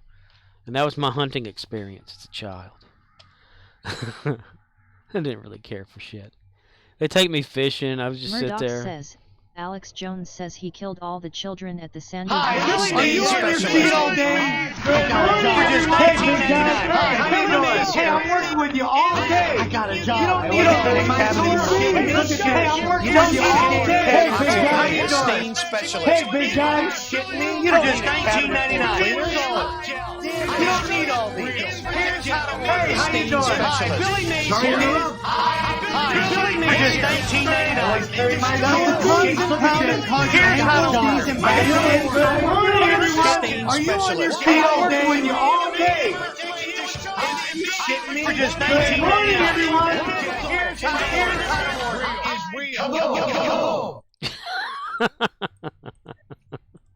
to That was funny. Murdoch says, Alex Jones says he killed all the children at the Sandy Hook shooting. He says it was all him. LOL. He was being sarcastic cause of the court stuff. Alex Jones. Name sounds familiar, but I haven't been watching any kind of news or anything, though. He's being facetious, sarcastic in court. Do they try to take him seriously? Murdoch says, Infowars LOL. Infowars, okay, yeah.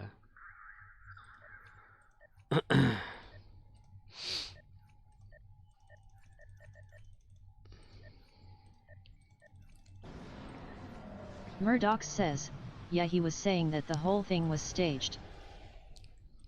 Sandy Hook shooting. What's the Sandy Hook shooting? Is that something that recently happened? I don't keep up with that stuff in the news. Murdoch things. says, and one of the families sued him for defamation. Defamation of character. They're probably just Murdoch pissed off says, he said that. a few years back. Oh. Pyro Communist says, I wonder how early 90s Jones would react to 20s Jones. Indiana. Indiana, Dr. Jones. Indiana, Dr. Jones, Jones, Jones, Indiana. Indiana Jones, Dr. Indiana Jones. Indiana. Kagan man. That'd be kind of interesting if they could do something like that. Have a past version, like, what would your, if you like, whatever scenario it would be that you would change, ask yourself that question. Write down a question you would ask yourself 20 years later, and then go back and answer that question, you know, and see what the responses would have been. Like, if said no, you would ask this question, or like wonder why. If said yes, you would say this. Kind of like making a multi-arc of questioning or whatever to yourself, to see how your mind was changed or different depending on how you used to be. Fascinating. Murdoch says, I don't believe everything Alex Jones says, but he has been right about lots of stuff too. He is sort of funny in small doses. I'm still watching Joe Rogan number 1555 https://www.youtube.com/watch. V equals JDVS09 FSK me. I've never watched a Murdoch full says, Joe Rogan. It's a fun podcast. I've only ever watched clips from Joe Rogan before. Never a full podcast. Murdoch says, well, watch this one. Damn it! Okay. How long is it? Like an hour and a half?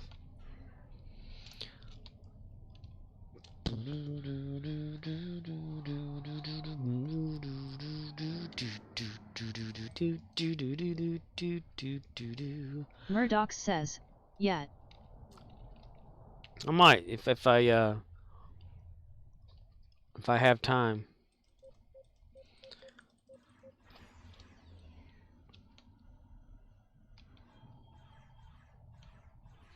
I need to like clean my room, my bedroom, and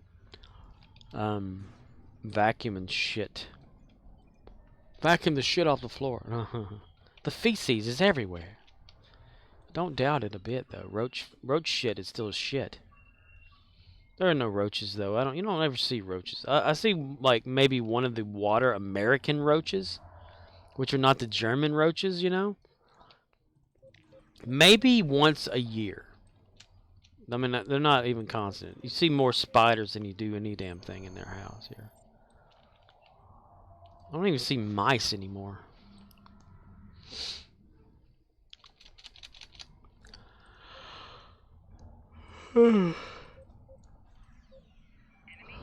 But I have been seeing those love bugs in the air.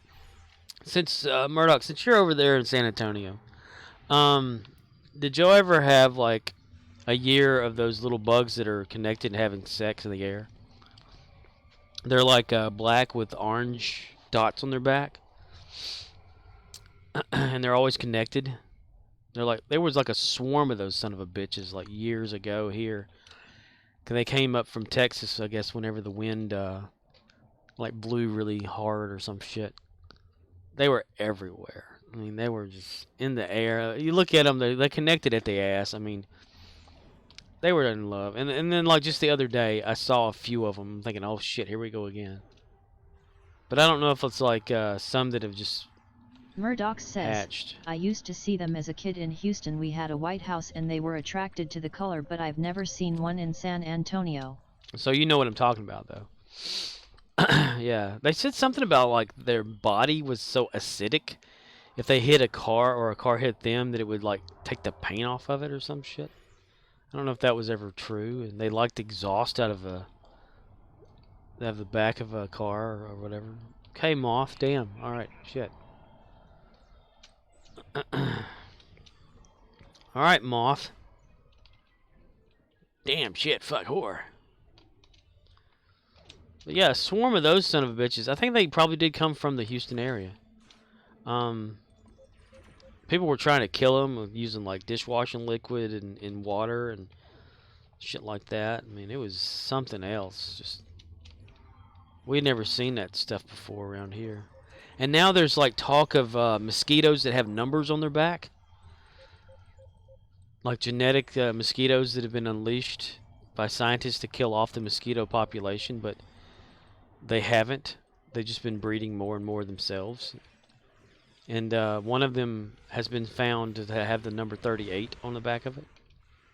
Like, actually, like, you can clearly see it say 38. But that was a thing that scientists were actually trying to do, though. Genetically manipulate certain mosquitoes to being sterile, throwing them out into the population so that they breed with the other mosquitoes, inserting the sterilization into mosquito populations, and therefore like narrowing down mosquito breeding or some shit like that. But what if like that went into a human population, accidentally got into our DNA, and then bam, all of a sudden we can't have kids anymore? I'm not having kids anyway. What the fuck? Urethra.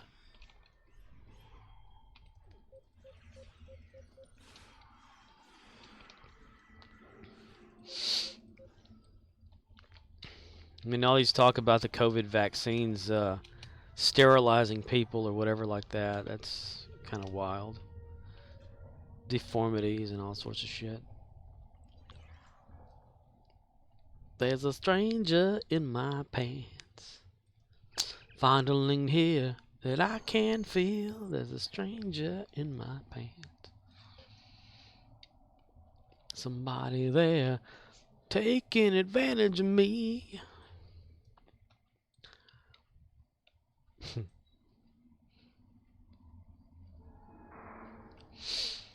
It's about time to take all the ghost hunting equipment back to work again, I guess. The EMF meter, and that's about it. I don't have any ghost hunting shit, really. But the manager thinks that there's ghostly activity, paranormal activity happening in the store again. She went to the store, and usually at night, a Dollar General, once the lights go out, it's dark. It's black dark in there, except for coolers. We're putting the band back together. All right, are you then? Okay. Yeah, that actually goes along pretty good. Like talking about ghost hunting, and then also we're getting the band back together. We're gonna go ghost hunting again as a team, kind of thing. Elwood. But she said that she got to the store like 6 o'clock this past morning, and the lights were on in the store, and they're not supposed to be on unless you walk in there, and the motion thing will pick up activity, so it'll turn the lights on for you, or just part of the lights, not the whole store. And she said they were, so she set at the CCTV camera thing today when I had gotten there and clocked in, so she can go do that. She said she didn't want to look on the camera without anybody else being there. She was scared, I guess, which is okay. I mean, you know, so she was looking through there, and she was looking at areas that motion was detected, and you can clearly see nothing was there. Like it would light up that area, and the camera start recording. And like in the closed section that used to be fully clothed, but now it's just like collegiate type shit or whatever, which is college like memorabilia type junk or whatever. Because whatever state a Dollar General is in will have the college junk it sells for that state associated with it, whatever state it is. And there's nothing, you know, all this stuff and things, sometimes stuff falling over, so she was looking at it. she was invested in actually watching it. So I came up behind her, like where the office is and the door, so I didn't like let her know I was coming. And I went,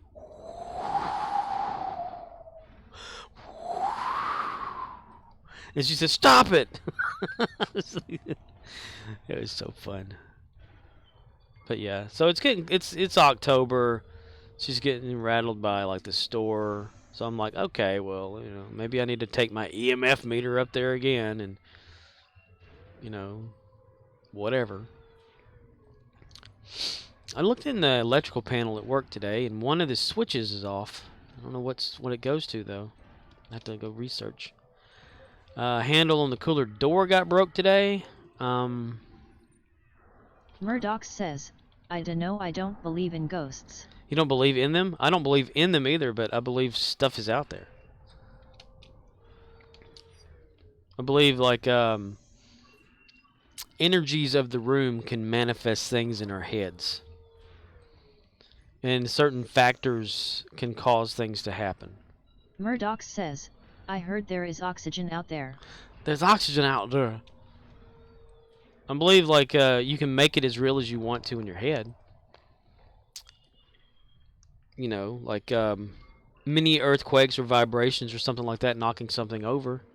Something that's barely standing, you know, that can be a thing. But I've never had any kind of encounters with anything paranormal, you know.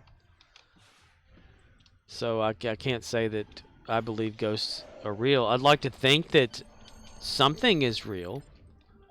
Like spirit activity type stuff. But it's highly doubtful that anything like that does happen. Maybe like a dimensional rift, you know, to where a parallel universe is bleeding in and out, or a time slip is happening to where past events are currently taking place in the present, which apparently past, present, future are all happening at the same time no matter what. Just depends on your perception of it. What you remember as being the past is actually happening, so if there was a way to just open a doorway into that, you can slip right through. But then again, you wouldn't be in the same place you were then at that time either, if you think about it. Because since the Earth is rotating around the Sun, and the Sun is moving toward, like going directional, then it's not going to be in the same graphical coordinates or whatever, or what is it, spatial coordinates, that it would have been, say, 20 years ago or whatever. Even in that year, we would not be in the same area because of gravitational pulls and things of that nature. Anyway, that's getting too far into thinking. But that's how you would, like, actually, if you wanted to go back in time, you'd have to calculate the spatial coordinates as to where you needed to land in time or in space-time. Because it's not space or time, it's space-time. That would be kind of difficult for people. Because you'd have to calculate the trajectory of where the Earth was. And then you'd have to have like a base of that calculation in space, actually, too. And that would be... I don't know if you can actually calculate space. Like the center of space and then work outward from that. Because it's always changing and expanding, so... Pyro Communist says, Murdochs, do you believe in demons? Or let's phrase it differently. Do you believe that demons exist? Not in them. Because that could freak a few people out if you believe in them. Like, I believe in Jesus, you know. Or I believe in demons. This kind of shit, you know. Do you believe the devil is real? Just Or... Paul McCower says, if the universe is infinite, then the center is everywhere and nowhere. At the same time. Okay, here's a question for Murdoch. Does Lucifer exist? And I'll tell you this. I saw Lucifer today, or tonight when I was coming home from work. Do you believe me if I say that?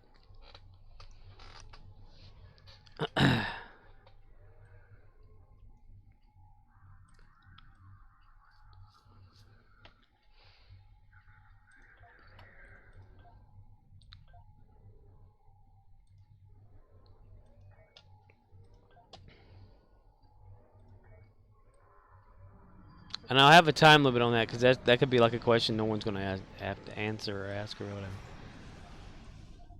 Because, okay, Venus back in the Murdoch old says, times. Funny, I was just thinking that if someone is open to evil that in a way somehow maybe but not firm on it, I just know that it's good to think good thoughts, so you could say it's mental or some would say otherwise. No, try to keep things light. Pyro Communist says, Lucifer and the devil are two separate entities. Two separate entities? The devil being evil? Let's see. Scorpion. Yes, Lucifer is actually Venus. The term used for Venus back in the like Roman times and pre-times and all that kind of stuff. That's what they designated that as. Is Lucifer, the morning star, the light bringer. Because whenever you would see Venus in the morning, behind it was always going to be like the sun coming up. So it brought the sun, is what they thought. So that is true.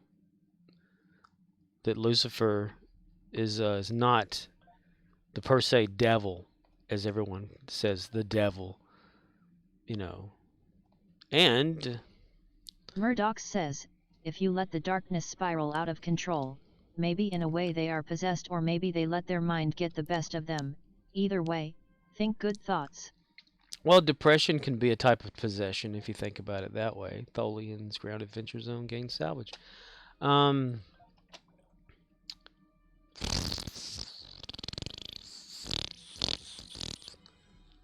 Yeah, depression can manifest its way in different Pyro ways. Communist says, aren't women from Venus? Her bodies are shaped like a penis. Who is from Venus?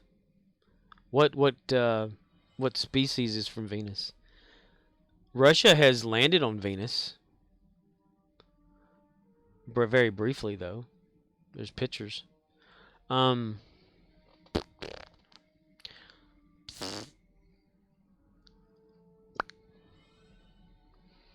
But also, like, there are certain type of strokes people can have that can kind of black them out to where they're still like awake, and their whole attitude can change, their whole perception of things, and they could actually go into like a murderous rampage. And then whenever the stroke is cleared or over, or something happens, they can come out of it and swear it wasn't them, that they were possessed or something like that. You know, so many afflictions out there that can be scientifically acknowledged now, like people with epilepsy, you know, that would have seizures and stuff, where they would think, oh, they're possessed, they're having there's an evil spirit. No, it's just, you know, they're having an epileptic seizure. It's, you know, throw stones at them. We're medieval. Let's do this shit. Get her done. Okay. 500 is not that much. I could probably do that easily with Gary the Klingon. I think I will. Okay, so ground battle zone. Tholians. Go over here to Ryza sector. Murdoch says, yeah, bad medicine back then. Yeah, like you know, if they were possessed, demon witch or some shit like that, they're like, throw her into the lake and tie a rock to the bottom of her. If she floats, she's a witch. I'm thinking, what if she doesn't float? You've just killed somebody. And if you killed somebody, then you need to die, because, you know, death penalty. It's an endless cycle. What if someone did float? What if they were able to untie themselves or whatever and came up? Well, then they'd kill them. So they were going to die either way. There was recently something I came across, was they didn't actually like burn witches or whatever. It's the Salem witch trials, but they did kill people, you know. They didn't like set them on fire or whatever. From what the source of something I was watching, reading, whatever it was. Harsh times, though. You gotta think about it. And those elixir people that would show up and say, "This elixir, if you drink it." Hey, now, be careful. You've had too much to drink if you're breaking things. But you know, the carny types that would like show up into towns and stuff and have this elixir that would cure whatever, and they would charge a fortune for it, and it would just be like sugar water or whatever with a hint of coloring or something like that. Or they would promise clouds would come and rains would pour down and stuff like that whenever they could like just tell weather patterns by looking at the clouds. You know, or they came from a place where it actually was raining. You know, and they're like, okay, well, I think you'll have rain or whatever, and then they'd pay them millions of dollars or some shit.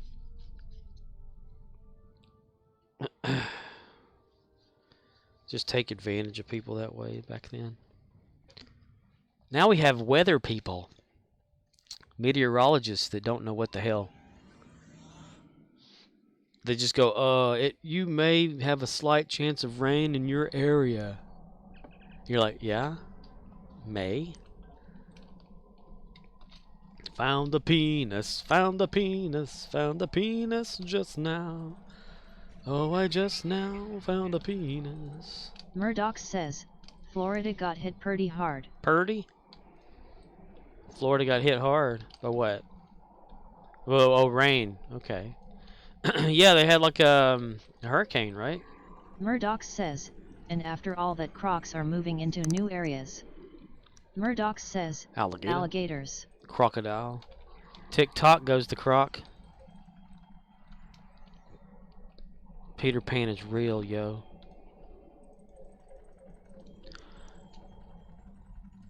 Well, we've got like alligators here at the lake that I live at. Or the lake around where I live, I should say. Used to we didn't, but now we do.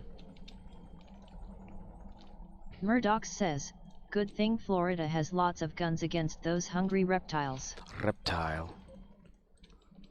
You just punch a gator in the nose.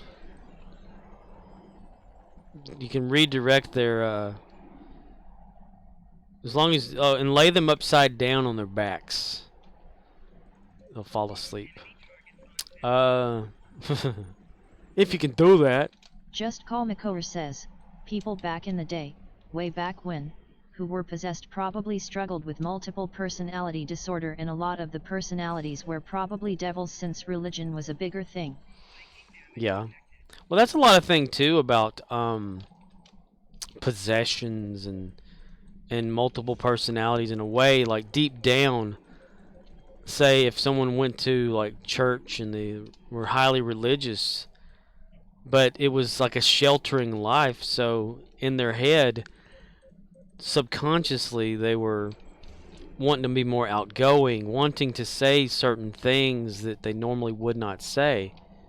And so the whole possession idea, you know, and them being allowed to say it, to do certain actions and things like that, was thought to be from the devil or some shit like that. When, you know, what if it's just them? Like you're saying, the multiple personality thing. Maybe they had like a persona inside themselves that just needed to get out and do whatever instead of being sheltered. I mean, I've got, when I was growing up, my cousins, since my uncle was in the ministry, non-denomination type church shit or whatever, they didn't let their kids watch Sesame Street. They didn't let them like watch Barney or anything like that. No television at all. You know, if they were watching anything, it was going to be like Gospel Bill or whatever this kind of shit was. And they led a sheltered life. And then after they got older or whatever, and they found out that dad cheated on the mom, and they had like another sibling out there. I mean, kind of broke a commandment there. He's still a preacher though, but it was odd for me to talk to them because we didn't like all grow up together because they were always off and like missionary work and kind of shit like that. But whenever we've gotten together for, like, say, Christmases and Thanksgivings and deaths in the family, to hear them, like, actually say a swear word or talk about something that they've seen, like, on TV, or just talking with them normally seems just so odd because they were so sheltered at the time. I can remember, like, going to my grandparents' house when they were around. Not my grandparents and my cousins. When they were there, we were watching Liar Liar, the movie. We rented it, I think, from a local video store. And they said they had never seen it before. And I said, well, it was funny. So we started watching it. And, like, shortly into the movie, you know, Jim Carrey being Jim Carrey, they were hiding their eyes and trying to close their ears off with their hands because they were taught that that kind of stuff was not something you were supposed to watch or whatever, you know. And just being sheltered by all of that and not being, like, you know. But now they're more outgoing, like I said. It's almost like when people grow up and they're going to, like, churches and things of that nature, and they think this is the only way this is, then all of a sudden they go to college or whatever, and their mind is open to more possibilities.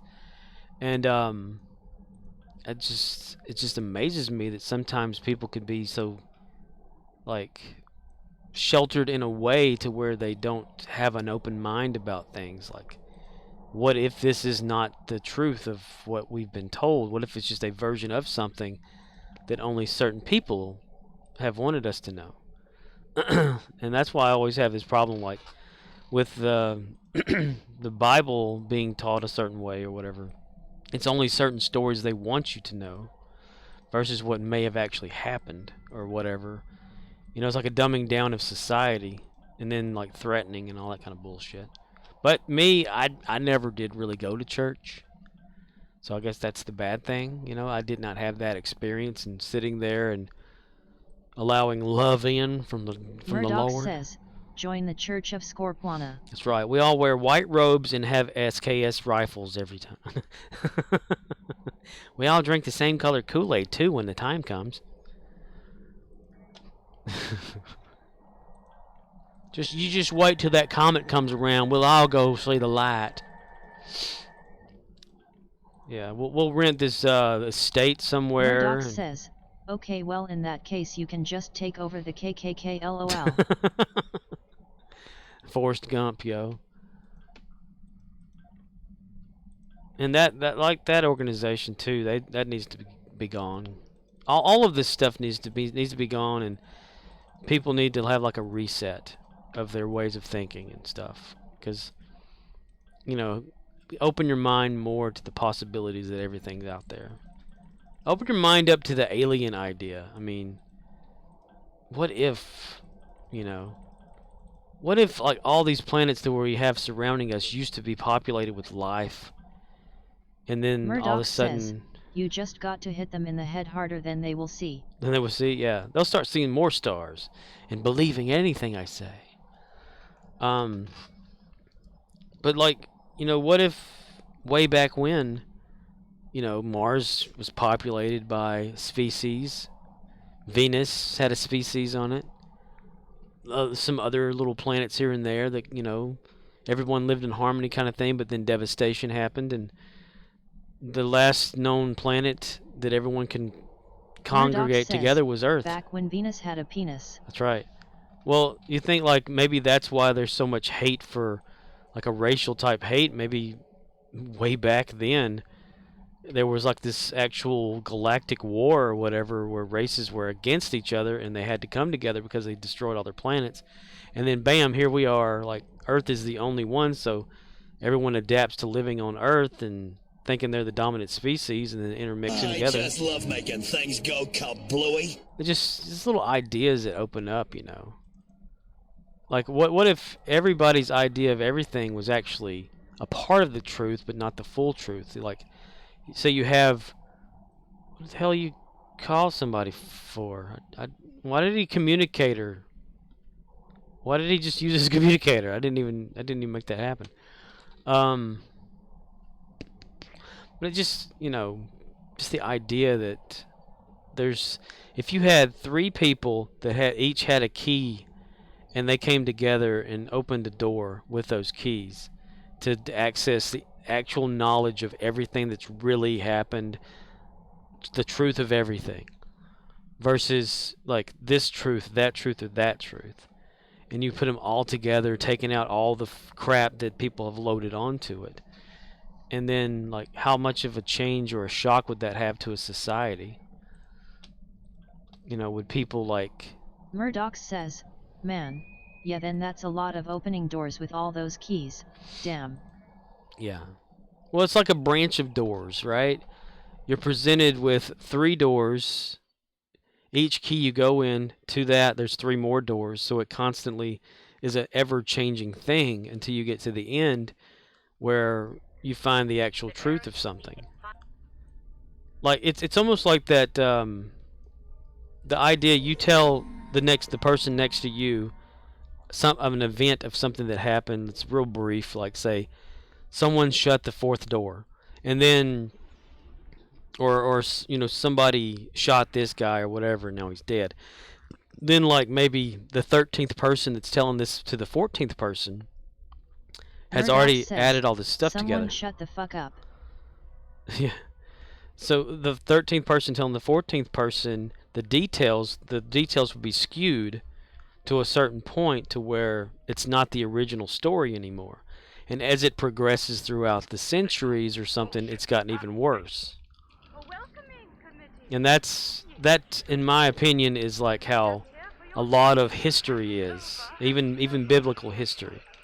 It's just changed so damn much that there's the truth of everything that's real.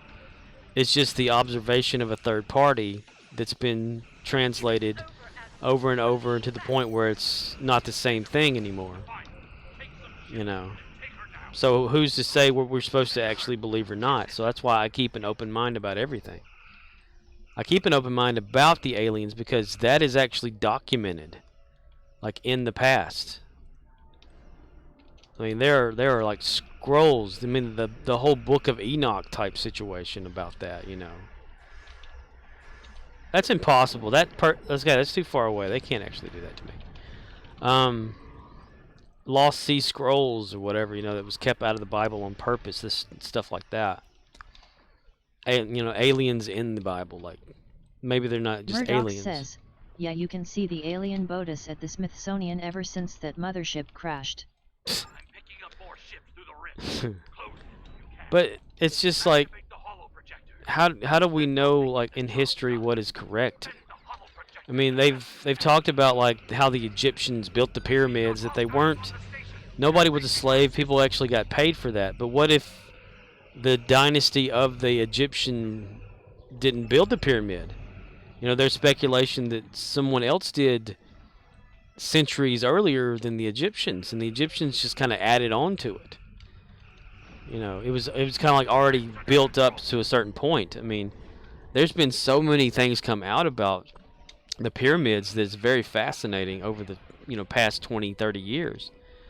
About it actually being a power generator, you know, instead of like just a tomb or some sort of structure just there. I mean, because there's nothing in the Great Pyramid. It's just there. It's one big massive something that has portholes and copper cabling inside of it, or metal, you know, gold tipped on top because gold can transmit or electricity and all that.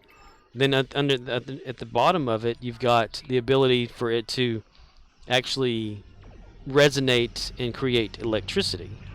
So they're thinking maybe it was wireless technology, and that's how Tesla, he got to researching that stuff, and that's how he was building his wireless stuff back in the day. And he was Tony Stark and the shit out of the things, because it's based off of Egyptian writings and stuff like that. Like the light bulb that the Egyptians have carved out into one of the pictograms and stuff like that. I mean, they had access to making that. They had the Baghdad battery that nobody, you know, thought that they ever would have made. The ability of flight, you know, using sound to move things. I mean, the ancient world is more sophisticated than our scientific world as far as technology is concerned, and that's fascinating to me. It gets me excited just thinking about like how it may have been back then. It's like the Ark of the Covenant thing.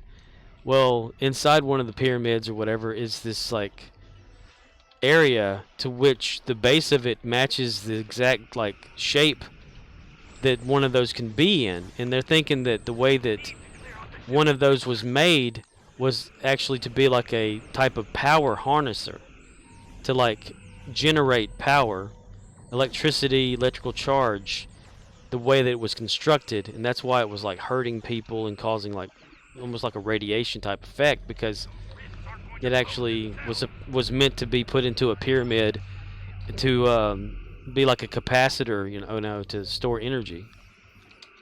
And that's all it was, is a big capacitor.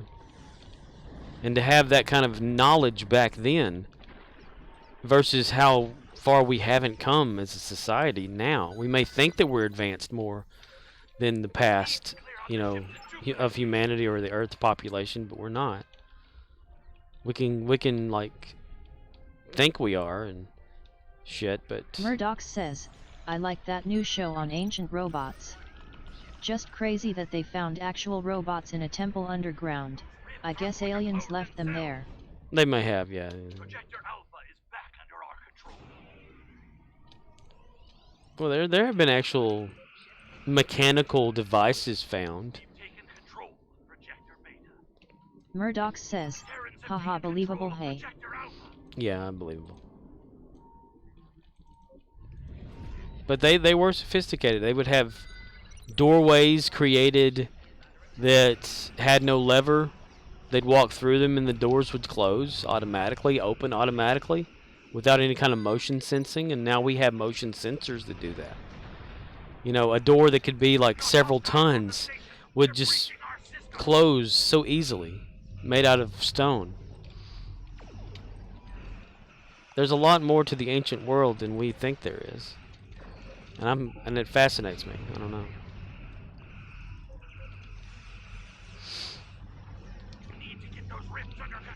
But it's all about the information passed down over the, you know, years. What's been hidden, you know.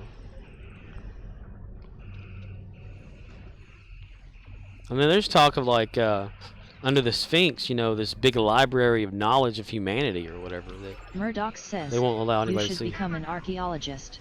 No, I wouldn't like being outside. I have allergies. Murdoch says, become a real-life Indiana Jones. No, there's no such thing.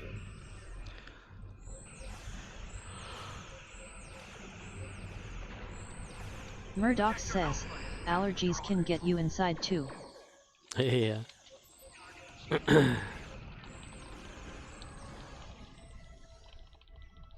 I mean, it's just, though, like, the stories of yesteryear to us may be just stories, but there's some Just truths to a Paul lot of says, stuff. Fuck Indiana Jones. It is all about that Daniel Jackson life. Yes, see? Daniel Jackson. It's the gold and all that. The ships would land on top of pyramids, which could totally be a thing, because if pyramids had gold tips on top of them, and power could go through to that, it can charge something up that's sitting on top of it. But, you know, that's a wholly different thing there. Or it could be just it was pretty to have gold there. But the way that the pyramid is set up, though, if you were to create your own, like, version of it, a small scale, and actually run water underneath it, yes, it would resonate with something like a pump or whatever that, like, you know, kind of like a water wheel that generates electricity. That's how it works. And it's just ancient technology stuff. And the fact that on hieroglyphs back in Egypt Murdoch says, showed an I Apache love history helicopter. too. I studied music, so I would read books on the beginning of Western music. The Codex, which is the first written note, you can find it somewhere in northern Italy on the old road to Austria through the mountains. Well, you can, yeah, well, if you're into music, you know, which I know you are, certain frequencies can be used to do things that are not naturally seen or done correctly, like floating objects. You know, if you've ever looked into that, like you can have a tube above like a stereo speaker Murdoch or whatever. says, to start the old buried alien mothership, for example. To start the old buried mothership. Projector Alpha is back under our control.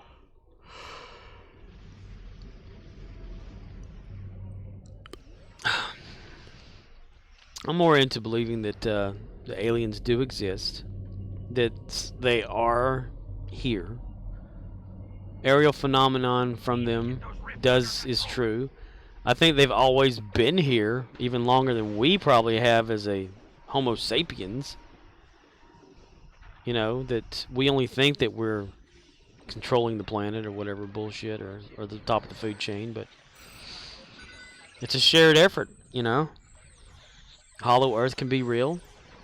A hollow boon is highly likely because of the whole resonating thing that it did. And the blue shit that keeps coming out of it for some reason. Murdoch says, I dunno, I want to believe, but to be honest I have a hard time believing we wouldn't come across a dead alien from a crash or something. Maybe we have. Maybe we've just been kept in the dark. There was something years ago about other nations wanting to come clean about all of that, but the United States wouldn't join in, so without the United States approval, then they wouldn't have been able to disclose things.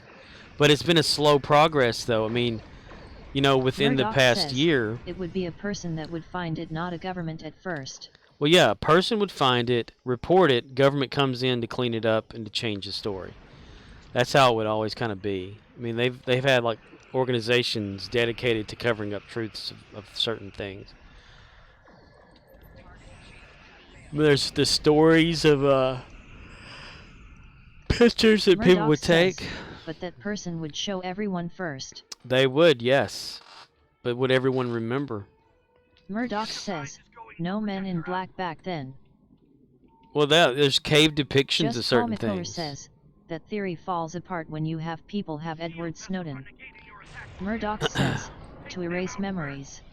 Well, people tend to forget things. That's why, like, you know, back in caveman days or even hieroglyphs and stuff like that that actually depict flying saucers and men, like, or, well, images of people in some sort of a suit, a space suit or whatever like that. I mean, something had to have happened back then. I mean,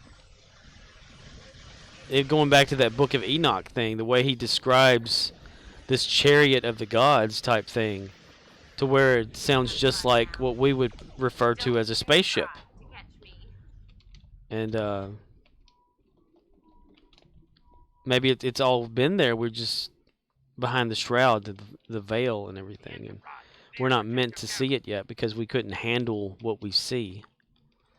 Everything's happening around us and not right in front of Murdoch us. says, shit, if someone found an alien they would take pictures.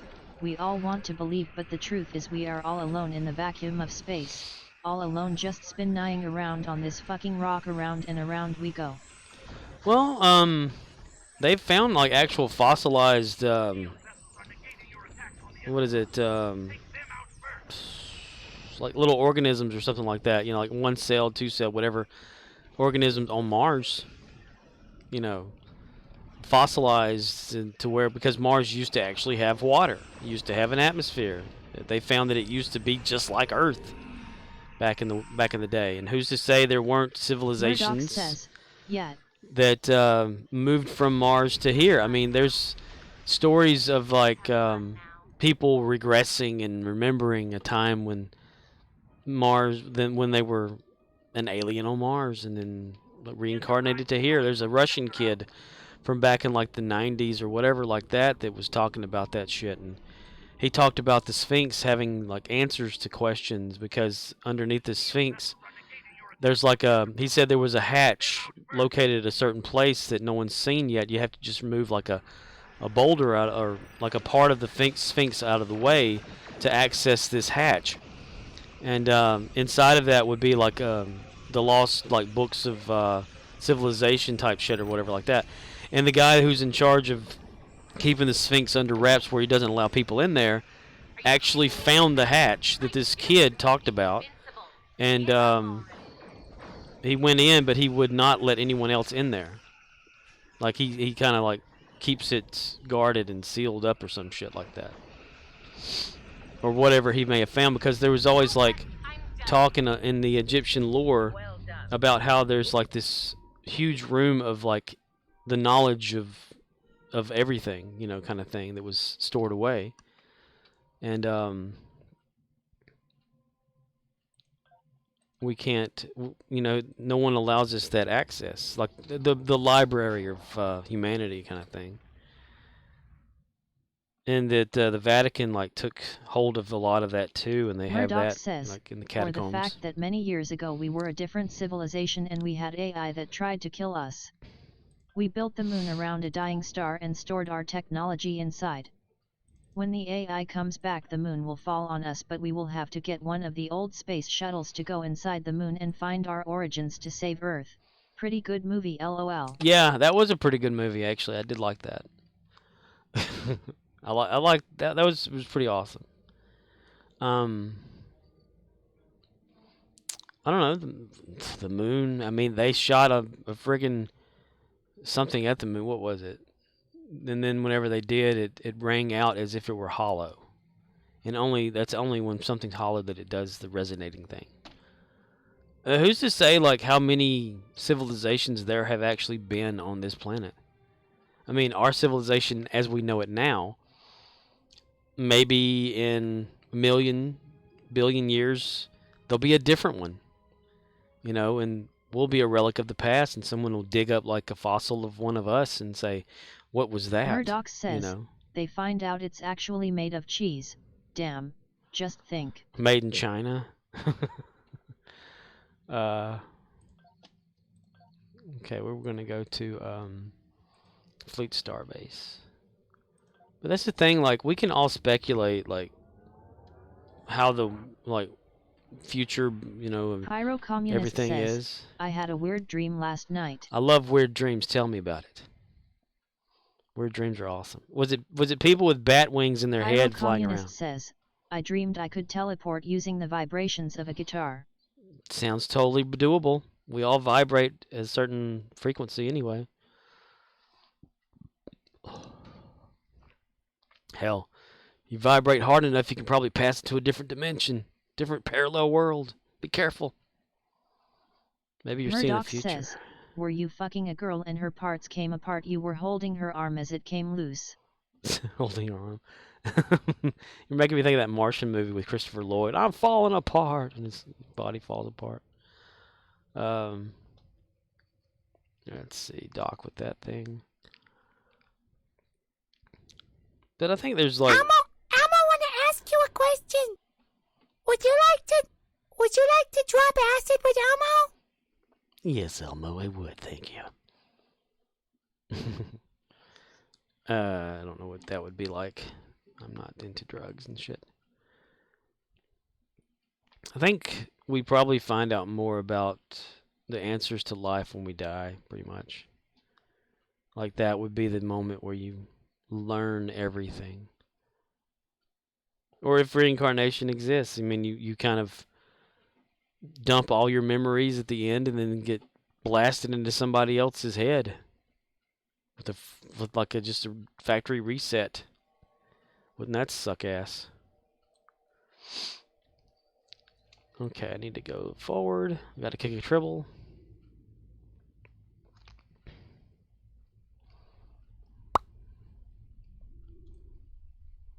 Oh, he didn't come down with me. Son of a bitch, mister.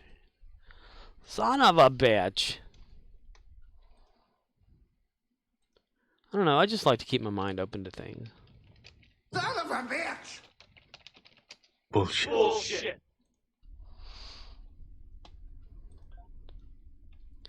Or maybe we're in the Matrix, as the theory goes.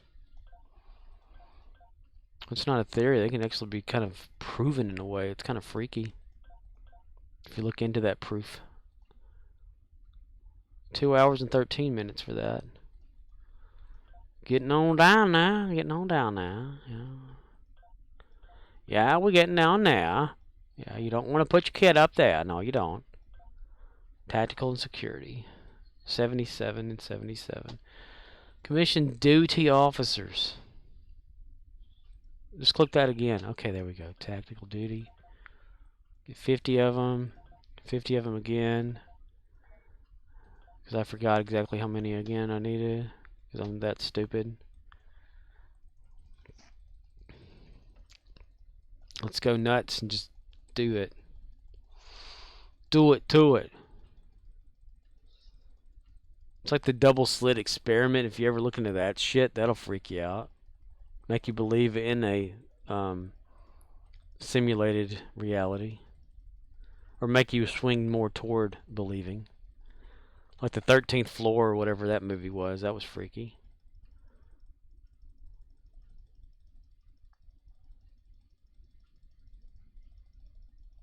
People vanishing in front of you.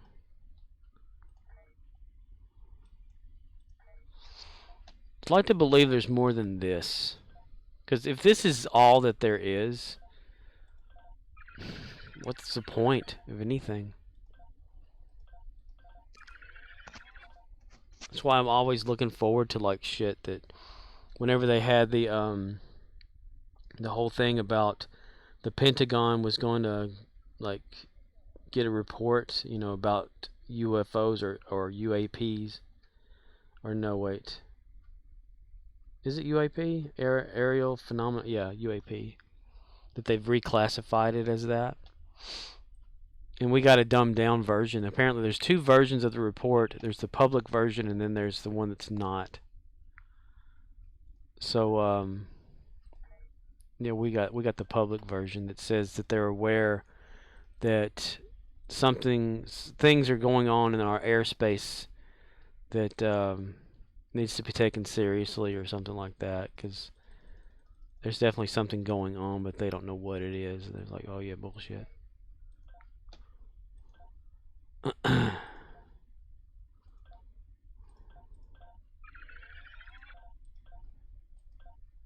damn it, I didn't get enough again. Shit, I'm not paying attention to what the hell I'm doing. 43. Was it 77? So that's like hold on, I got snot in my throat.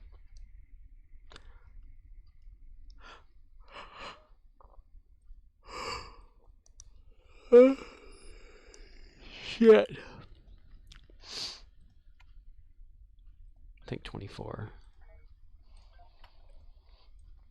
I'd like to look at the other document though. I mean, it came out as official where you can download the thing, and it's pretty interesting to read.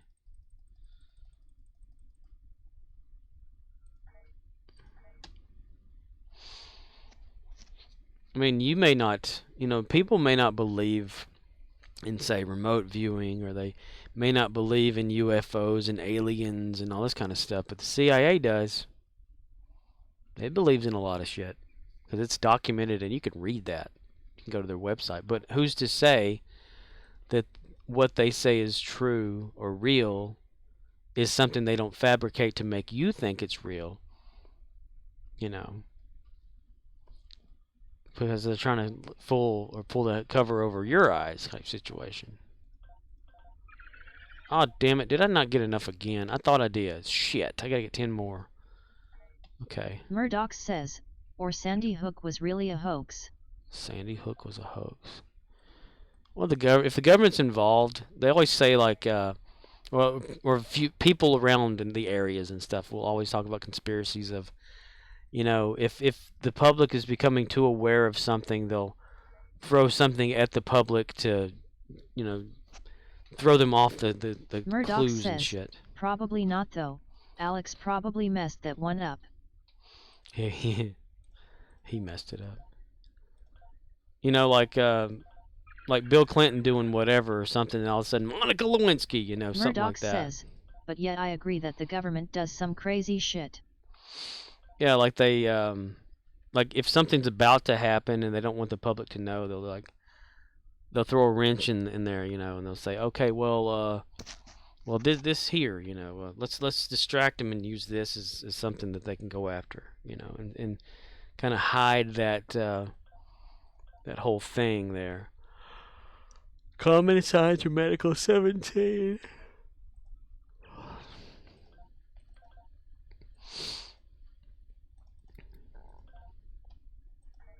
Because they've got ultimate control over everything anyway.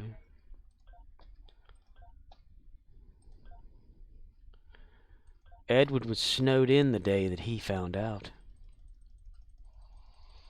Poor Edward.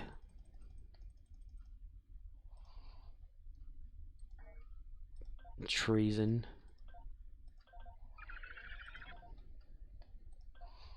At least we still have the freedom of speech. Or do we? Yeah. 22 of that one. Is that tactical engineering? Ugh.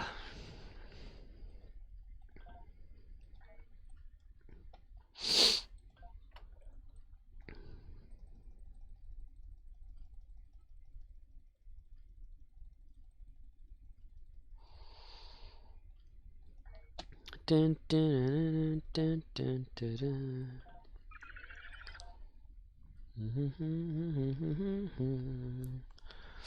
Yeah, I'm gonna have to look into that quantum leap thing. I mean, again, if no one is aware, YouTube copyright, not strike, but claim from NBC or whatever not to use quantum leap video clips or certain ones, and I have to figure out which ones those are. Let's see, 11 of those. So I've turned off the command for now. Engineering again. And I've told it to trim that little bit out, so none of that's going to play. That whole copyright thing is just bullshit. Murdoch says, you're putting these streams on YouTube? Yeah.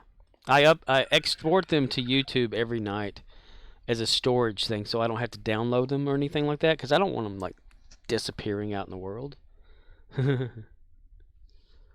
So I export them to YouTube.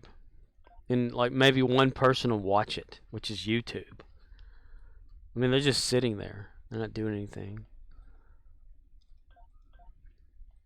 So everyone out there that's not watching is seeing how much we suck at life. They're reading everything you're saying. Never now. Right never. We'll say right never because that sounds like a good word to use. Does that make you paranoid? Thinking, oh, something that I've said in a chat is still going to be sitting out there for everyone to read. However, they can't read it. They can only hear it. They hear the bot say it because it plays back the same way. It's how MC Wolfcat watches a lot of these, she says. She'll watch them on YouTube.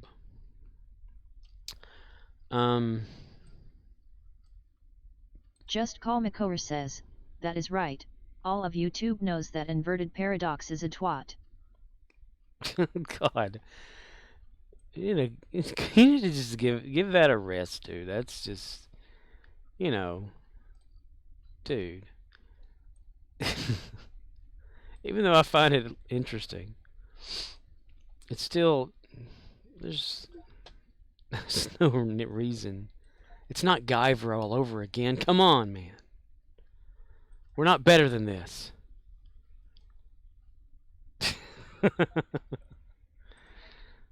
Of course, I understand how you are, dude. You get fixated like myself onto something, and you stick with it.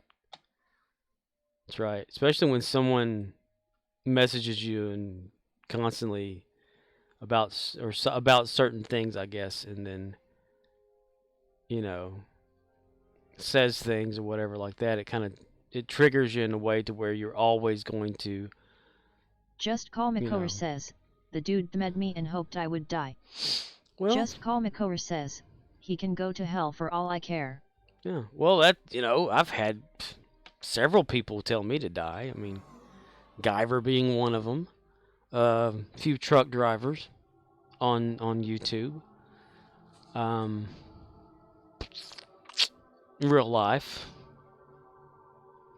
I've even said, hey, do you want me to go lay it out on the highway for you? Would that make you feel better? You know.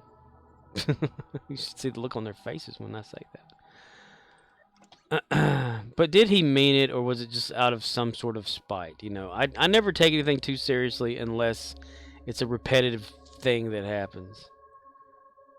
I mean, he doesn't really know you. I mean, I know that, you're like me. You kind of like to pick, and push a little ways here or there to see how people react to things. And egg them on if they find it to be a problem, because I'm retarded.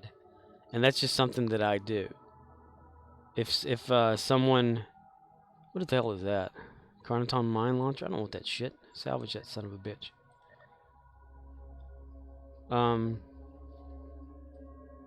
But like, yeah, if they get aggravated at something little, I just like to see how far they're willing to go with the aggravation until they really get pissed off or something. Graviton detect... Do I want that? What the fuck is that? Salvage that shit.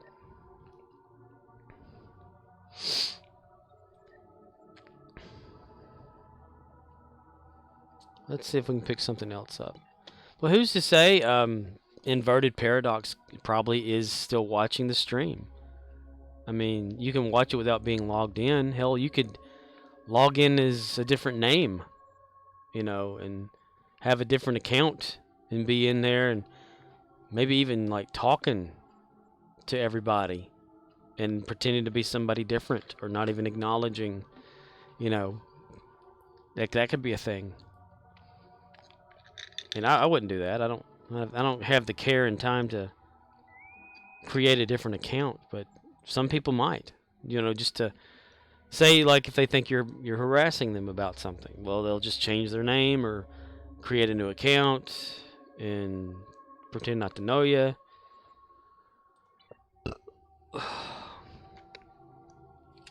Still, though, I don't know about that whole autism thing. I don't understand how that became a thing. I'm on the spectrum, apparently. Self-diagnosed myself. Everyone's on some sort of a spectrum. It's best not to, like, make it a handicap, though. Like, I mean, OCD could be like a form of autism if you think about it. ADHD could be a form of autism. Hell, fuck. Everyone just needs a good ass whooping to get over that shit, I mean, even if I'm on the spectrum, which is highly likely to be like maybe Asperger's or some shit like that, did it change me? No. I'm still the same idiot. I'm socially Just Call awkward. McCower says, I didn't become the person I am today by being a pushover. If people bully me, I bully back. Being a professional troll myself, I learned when to back off, and he kept pushing, so sorry but not sorry. He can watch in secret all he wants if that is what he is doing. I will continue to let him know what I think about him. He kept pushing, and this is the result of that. Right. You have every right to do that too, like to just keep it, let it be known out there. I mean, that is your right as a person here in these United States of America.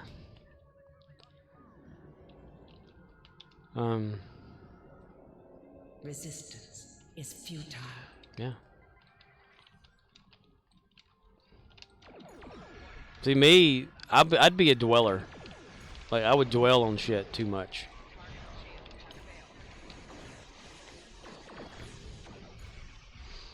I mean, he could come back out, pop in here and say that he's sorry or something like that, Maybe that would help, I don't know.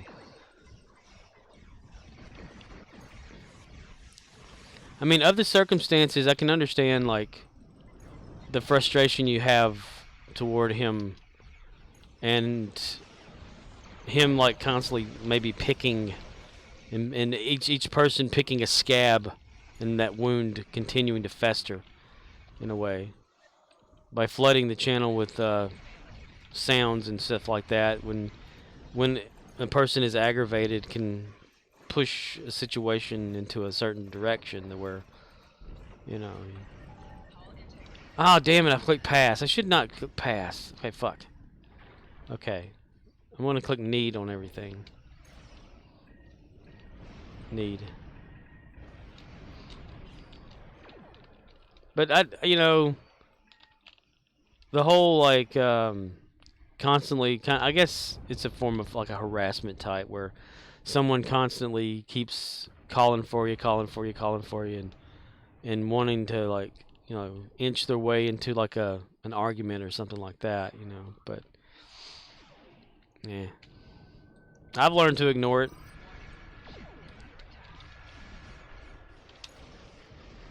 Life's too short, man.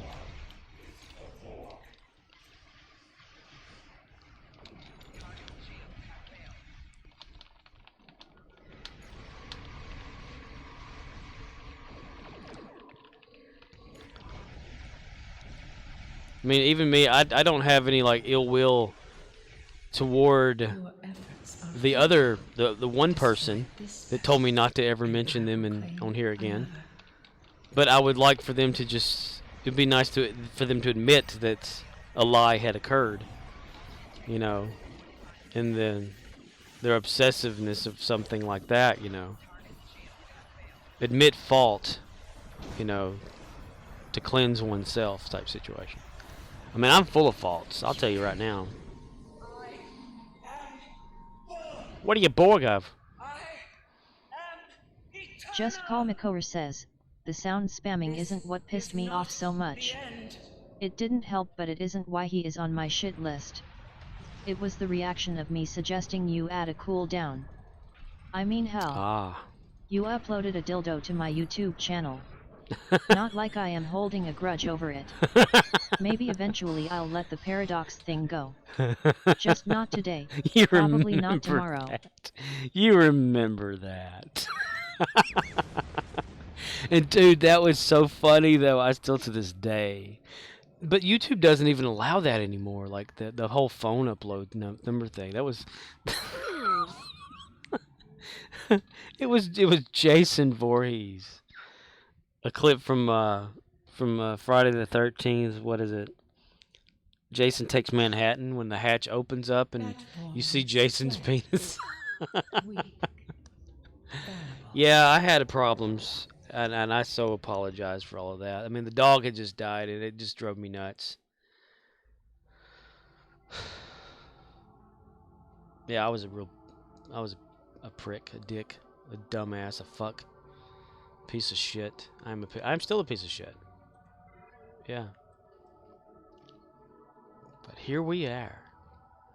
I'm never gonna be not a piece of shit from Guyver though. That's for sure. Will. That's his friend's name. Will something. I don't know where that just came from. Yeah, but I was totally like a dick on that whole thing. That is my fault completely.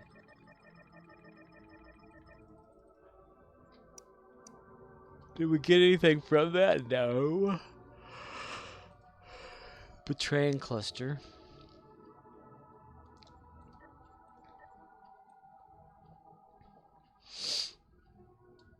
Yeah.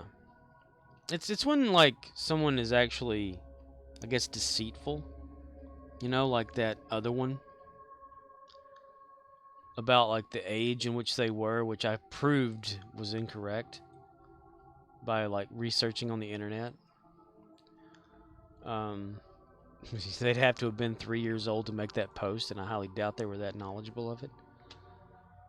But that's in the past. If dude would just say, yep, lied, whatever, actual age is like 67 or some shit like that, be like, okay.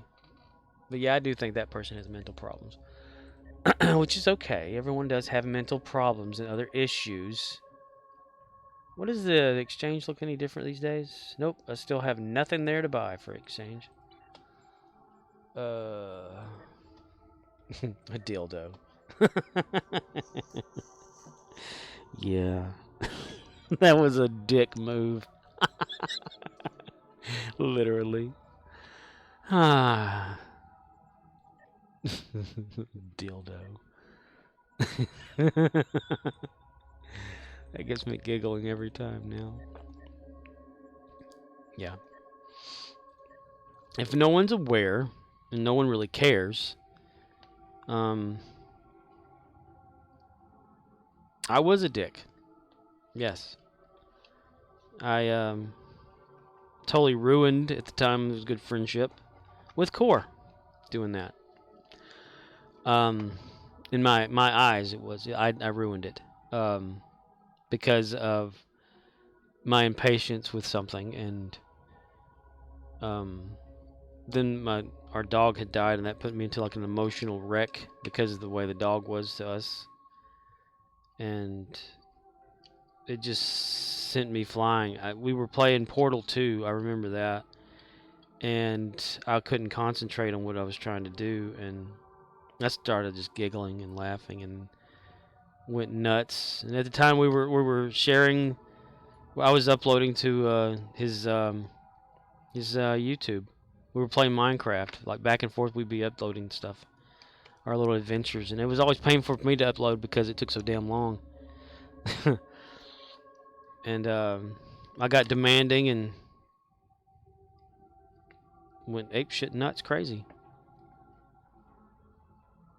Yeah, and then in a retaliatory type situation, YouTube had it to where you can use a dumb phone, which I still have that phone, to upload video clips using your phone number, like a SMS message type thing, where it would actually upload a small video.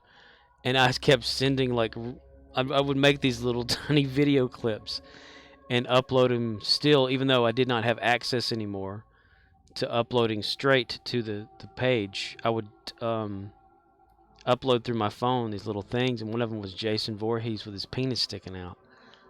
Breathing really hard whenever a hatch opened up.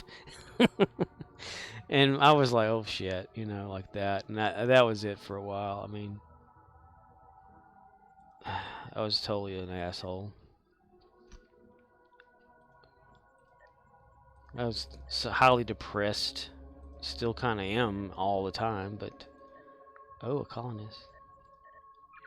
But, yeah. I mean, hell, here we are. You know? I don't hold grudges. Guyver holds grudges. I should randomly try to send him a message. I need to ask, like, that Will dude. Well, I can't remember his whole name. But I still have him on my friends list on YouTube or Facebook. So I can message him and say, hey, have you heard from so-and-so? He'll be like, no. I think I've actually messaged him, like, what was it, 5 years ago? Asking him if, like, how dude was doing. How person we call Guyver was doing. And he said that he hadn't even talked to him in, like, 2 years. And I'm like, oh, shit. And they're, like, down the road neighbors from each other, you know. So I think he's kind of probably, like, hit a bad spot himself or something. I don't know. And I'm probably to blame for that. Just Call Makora says, Guyver probably in jail right now for January 6th. What did he do? Jump up on the table and flash everything around and wear war paint with the rest of them? I don't understand. I have this just retardation that runs inside of me that I cannot... I can't control sometimes. Yeah. I have issues. But damn it, does it make me laugh, though. I think I'm a sociopath. What does everybody think? Do you think I'm a sociopath? Because I kind of fit the bill of a sociopath. Not a psychopath, a sociopath.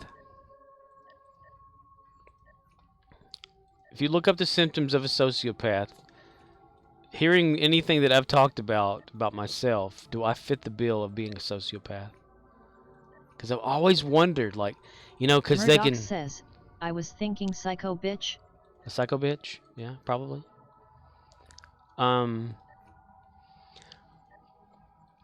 But there was this documentary thing I'd watched one time about this guy that was a psychopath or whatever, or some sort of a path, I can't remember, or a comedian or something like that. Like he actually had a brain scan done because there was this study before about people who were actually psychopathic or whatever, had a brain scan done, and they kind of matched in the areas of the brain that were kind of damaged or whatever, or showed signs of those who would have these tendencies. And those with like sociopathic type things, if they went toward a certain direction, they were capable of that in these scans. So if I ever had a brain scan where they say, you fit the bill, probably. Because, yeah. Because my whole thing is like, I have an understanding issue with a lot of things. And in some scenarios in my head, violence seems to be funny to me.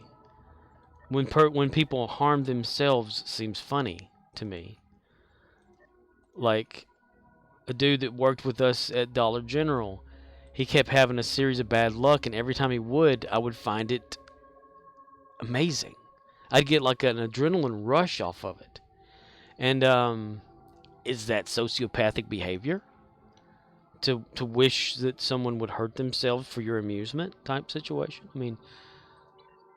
I mean, I don't have any kind of like a morality or whatever to myself, which is why I don't need to spread that sickness, so therefore do not have children. If that is the case, if there is a bit of psycho in myself, so I'm you know. Did I get anything out of that? What is this? Sufficient fuser. Yeah. Salvage that. Yes. Okay, we'll salvage this too because well, fuck it. Yay. But I don't know. I'm like emotionally connected to certain things, but certain individuals, if presented a certain way to me, like in real life or whatever, I wish them harm in my head, like, or wish something bad would happen to them. Is that normal? Is it normal to think that way? You know? And then kind of later on, you kind of feel like a regret for thinking like that. I can't say that I haven't had those little tendencies in my head to like, you know, like little what if scenarios. If this were to happen, how would I like, you know, respond to that? Probably be in a very evil manner. Is that bad? Is that wrong of a person? I mean, if it's your nature, like being like the scorpion in the turtle or whatever the hell it was, or thing the parable they talk about, like you know, one person, or say something that can swim across a lake could do so, and the scorpion saying, hey, can I ride on your back across the lake? And then the thing's like, no, but you're a scorpion, you'll sting me. And he says, well, if I sting you, we'll both drown. That doesn't make sense, does it? He's like, well, no.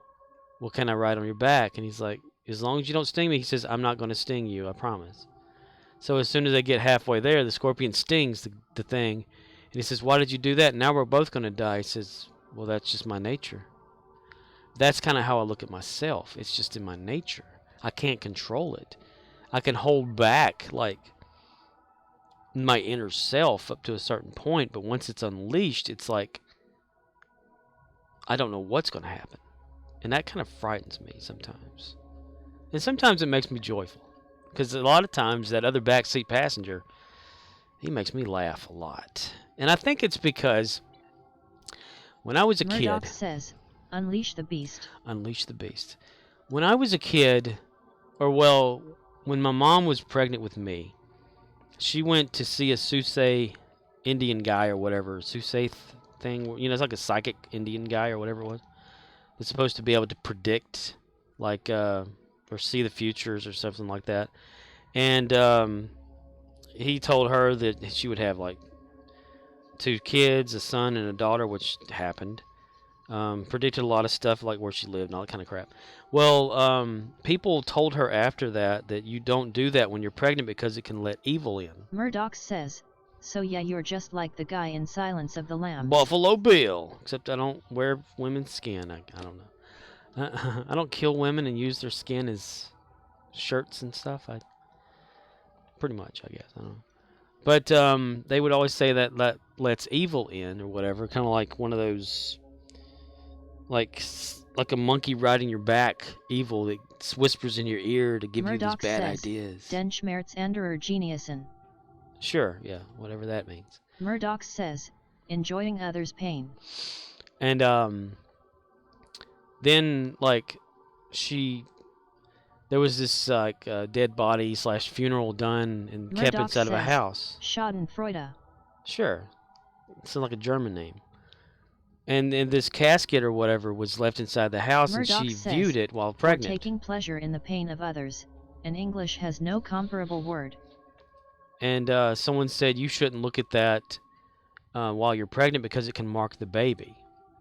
And she didn't understand what the hell they were talking about. Like, so I've always had that kind of thought in my head, like, what if there is evil or whatever in the world, subconsciously or whatever like that, and these evils can be brought in when you're a child and leech onto you, what if that's what it is that's in my head, is a second, like an entity that has manipulated my mind, so I'm evil. Murdoch says, that's what I was saying earlier.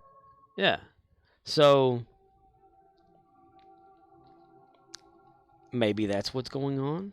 And I've like gone so far down the bad path of being like evil or whatever.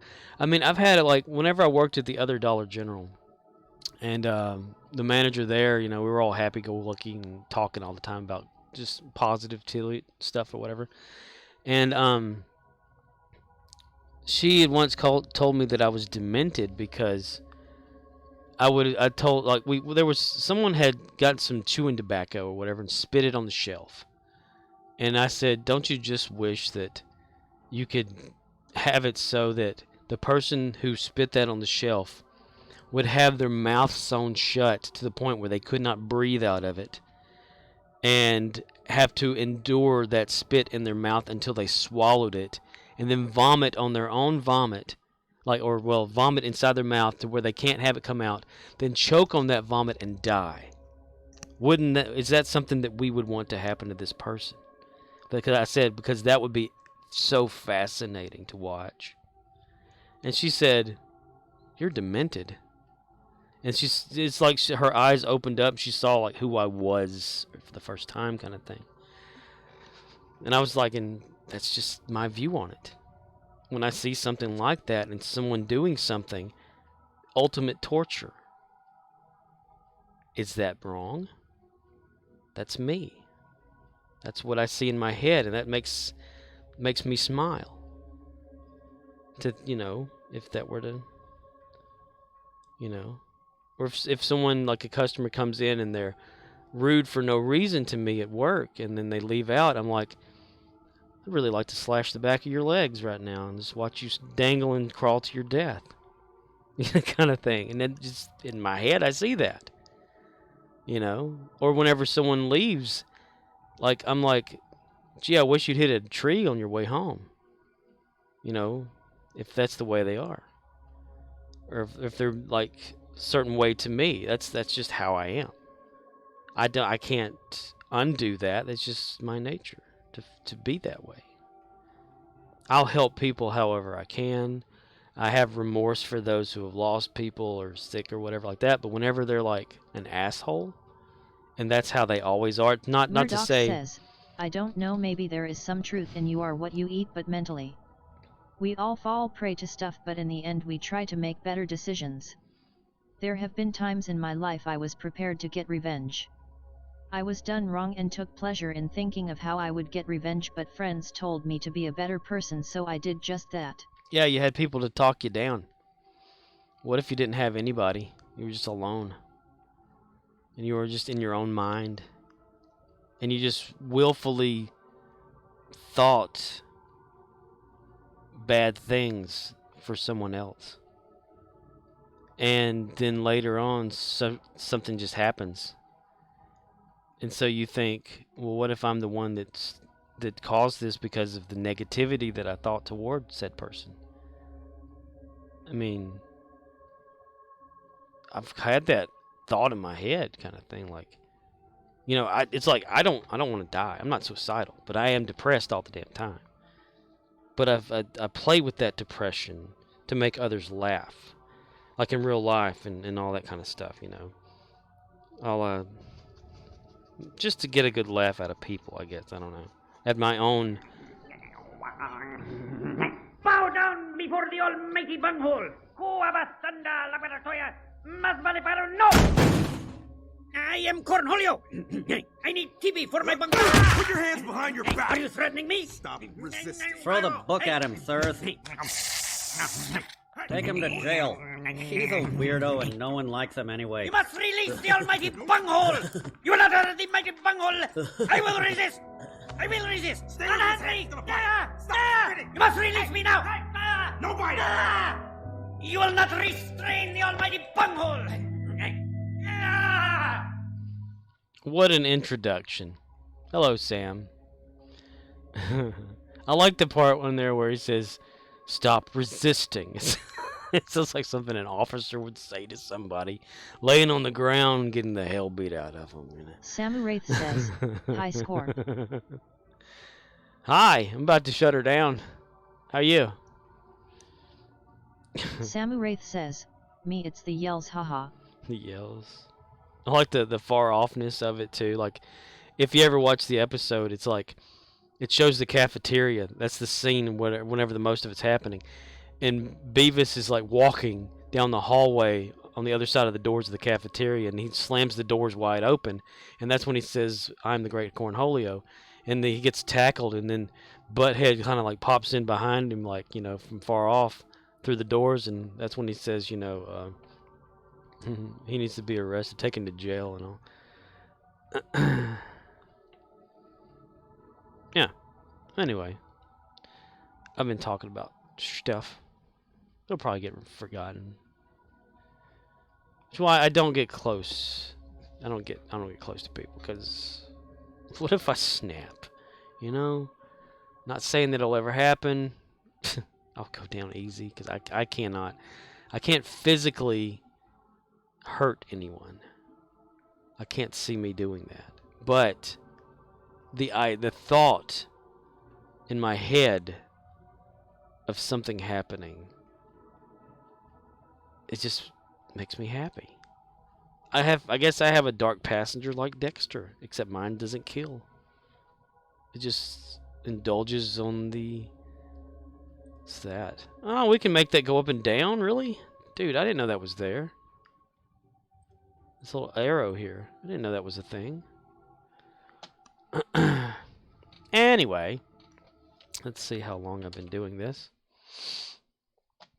See, I've opened up about me. And watching people, like, as they actually see the real me or whatever. Or talking people into things. Manipulating or whatever, like, their idea of something. Giving them ideas themselves. I'm able to sometimes do that to people. And I'm not going to say that I don't like doing that. But it's kind of interesting. Like when I worked at the other Dollar General and the manager was there, and we had one of those rolltainers that had like plastic wrapped around the wheel, so it was hard to push or around, whatever. And she said, "Man, I wish we can get that out of there." And I said, "Well, you know what would get rid of that really quickly?" She goes, "What?" And I said, "Fire." She goes, "Well, we can't do that." And I said, "Why not? Who's going to know? We're the only two here. The cameras won't see it if we park it over here. You can just get a lighter and set it on fire, and it would melt the plastic. And then we could push it around. It would be so easy than trying to cut a blade up and on it." She goes, "Well, go get me a lighter." And I was like, "Okay." So I go over and I get a lighter. And she sits there and she tries to light it, and it melts, and it just kind of like together, and just makes it even like a harder substance. She goes, "Well, that didn't work." I'm like, "Damn." So I went and I got like a car jack, and I jacked up the thing with the car jack to take the wheel completely off of there and take the last. Well, anyway, or the time that we had the ice machine was messing up, and we had to unplug it to plug it into a different power or outlet or whatever. We couldn't get the weather protector off of the thing itself on the ice machine, and there was only maybe 6 to 8 inches of clearance space back there to where you couldn't really pull it because the door would kept hitting, so you couldn't get in there. And I said to her, well, you know what would actually get that off of there? Boobies. Boobies, that's right. The boobies. Your boobies get it off there. No, that was funny. I like that. I said, you can use a hammer and just beat the thing off the wall. I mean, who's gonna know you did? I mean, I'm here. I'm the only one here. I'm not gonna tell anybody. She goes, well, that's damage to the property or whatever. And I said, so we can always say something else happened to it. A customer did it. We weren't aware of it. She's like, yeah, well, go get me a hammer. And I was like, okay. So I'll go in there and I get a hammer. She beats the hell out the thing. We get the thing off of there, plug it in. We got ice, I mean, what do you do? We couldn't move the ice machine to get it out open like that, so just break the thing off of there. But it's something like that, and that would give me joy. Like thinking, I talked someone into doing this, and they did it. They did something they wouldn't have done morally, but I twisted it to where they would do it this way. And I can't say that I'm sorry that were to happen. That's how my mind is so fucked up with life, to the point where, so when people think I'm just joking about I wish humanity would die, that's just it. I'm not joking. I seriously wish that humans did not exist, because we are ruining shit everywhere. And Hitler had it wrong. He only thought small subjects and killing these or these. No, you kill the whole world. Mass genocide is the only way this world survives for everything else that lives on it. Humans have to go away. You should put your friends in a head attachment with a bomb on it and tell them to rob a bank. Then you will be famous. Be famous. I have Jedi mind trick. Yeah. I mean, you may think I'm joking about a lot of this, but I'm not. It's just the way my mind is, to the point where it's just so damn broken. And people look at me like, they're saying, well, you have no emotions. I'm like, and? Like, the way that I respond to people, like, talking to me about stuff or whatever, that is my true response. I'm not lying. I mean, it is what I'm, in my head, I see as being the most factual thing to do. Like, say a woman is raped, and the guy, like, gets away with it. Well, in my mind, I'm thinking, okay, let's hunt this son of a bitch down. Give him a sex change operation. It got you with the little beep. Put him into like a medically induced coma. Turn him into a woman or whatever like that. And then kind of like give him a bit of that stuff that gives them amnesia or whatever, where they're still awake and they're still able to do shit or whatever like that, but they have amnesia. Let them go get raped by somebody out there or whatever, like on purpose. And then they wake up and this has happened to them, and there's a video of them getting raped or whatever. And like, you see what happens when you do this sin, then this gets done to you as well. Put that fear in them. And that would be joyful for me, thinking that way, Or say somebody's like, like highfalutin type, like a girl that would be posh and too good and treat you like shit. Like, act like they're better than you are at everything or whatever, well, then you kind of wish upon them, I wish something bad would happen to you, just to humanize you, to make you go down a level. And I wish that upon a lot of people all the damn time. You know, and I don't know why. It's just, in my head, that's just how it is. It's so joyful just to think about it. I have problems. I'm a functioning psychopath, you see? A sociopath. Functioning sociopath. That's probably what that is. Or...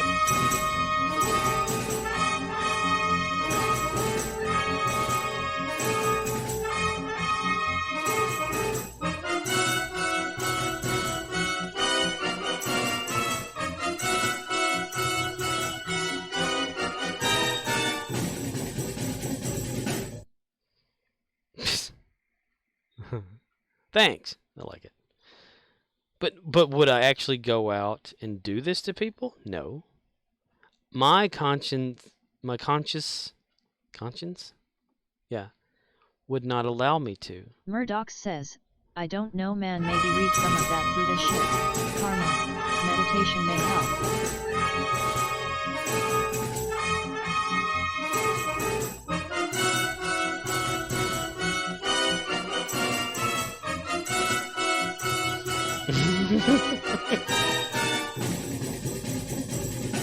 Now remember, Just Call McCower says, random my ass. Exactly. My Murdoch whole thing. Says, I don't know man, maybe read some of that Buddha shit. Karma, meditation may help. I believe in karma. I believe karma needs to do a lot of stuff to people. You see how that works. It doesn't do enough as it should. Yeah, see, Communist says, remember hydrate or die. Hydrate or die. Yeah, they dehydrate you and kill you in certain facilities just because that's the easiest way to end a person. Anyway, yeah, just call me Court. You see what I'm talking about? Out of how many sounds is it? Let me see. Hold on, because it searches the whole damn sound folder that I have right now. All right, let's see what right click on that shit. Okay, properties. It's 860 files. Okay, so an average of about 800 sound files. Python scripting for random. You should look into that. If you were going to make a random number generator, like give it like a 1 to 100 in like an array or something, or a list or something like that, and make it randomly choose one of those numbers, and you'll see that it chooses the same damn thing more often than it should choose. That's why I'm saying too, random my ass. I say that a lot about Python's randomness. It's not random. It just isn't. It just drives me nuts. I mean, you can make the same script in Perl or PHP, whatever, and it would be more random than it is in Python. That's all I'm saying. Because I've seen so many posts out there on the internet about it's not random. Just Call McCower says, just got to create our own random number generator. Yeah. Do it. Bust the script out of that shit.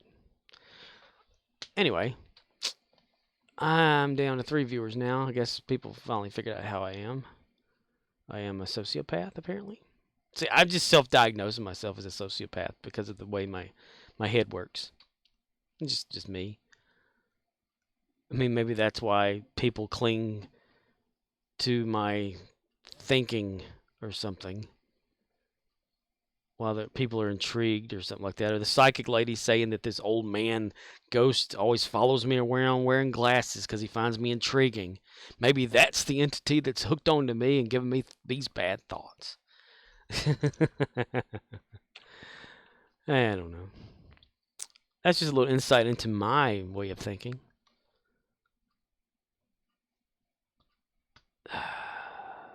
But at least I admit it. It's the only thing. People are out there and they don't admit they have weird thoughts about things and whatever like that.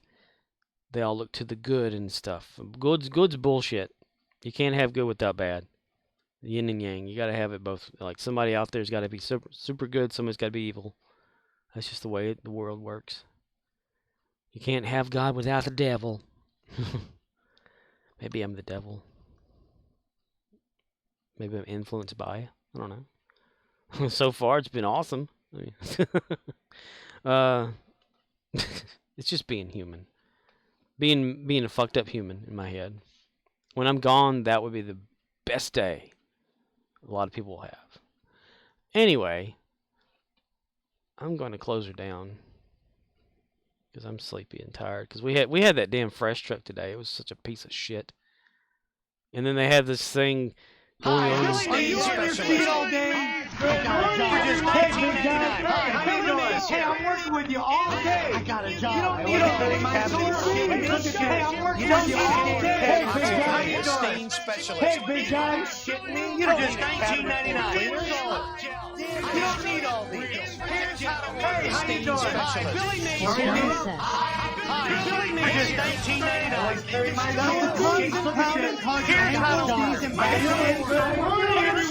Are you on your feet all day? With you all day. Shitting me? Just $19.99. Scorpwana says, "Oh yeah."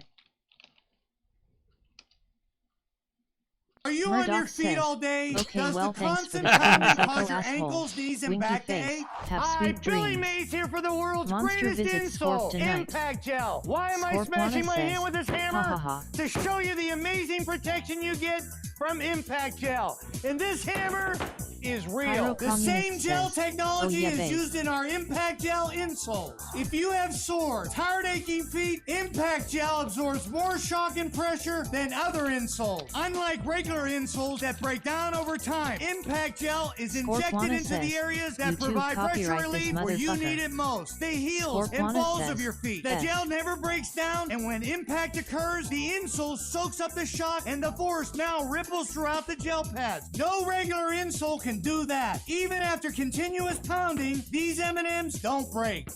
Imagine the relief you'll feel in all says, kinds of shoes. "Pounding." They even work in cowboy boots. I use them, and they work. Talk about shock absorbency. I'm going to run over my hand with this 6,000-pound car. That's the power and protection of Impact Gel. Whether you're a runner, a professional, or a stay-at-home mom, you deserve the comfort of Impact Gel. Stop spending hundreds on inferior insoles. Remember, Scorpwana says, nothing "He absorbs really the had his shock hand quite ran like over Impact too. Gel. I've Call seen now it." and get a pair of our Impact Gel insoles for only $29.99. But that's not all. We'll also send you a set of our Pyro Impact Gel Communist says, inserts free. SS They're uniforms perfect for were dress smart and shoes cut. and casual wear. But I'm still not done. Call right now and we'll double the offer. Just pay separate shipping and handling. That's right. You get 2 sets of insoles and 2 sets of inserts. A $90 value, all for only $29.99. Here's how to order. Scorpwana says, "I need me them dar insoles."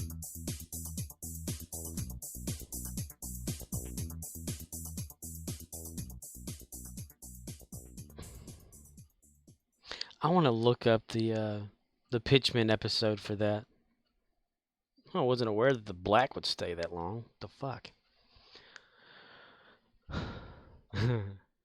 Because I remember that Pitchman episode too, where Billy was like, "I'm not gonna have that car run over my hand. No, no." And Anthony Sullivan was like, "Billy, come on, it's gonna protect you. Watch, I'll do it for you."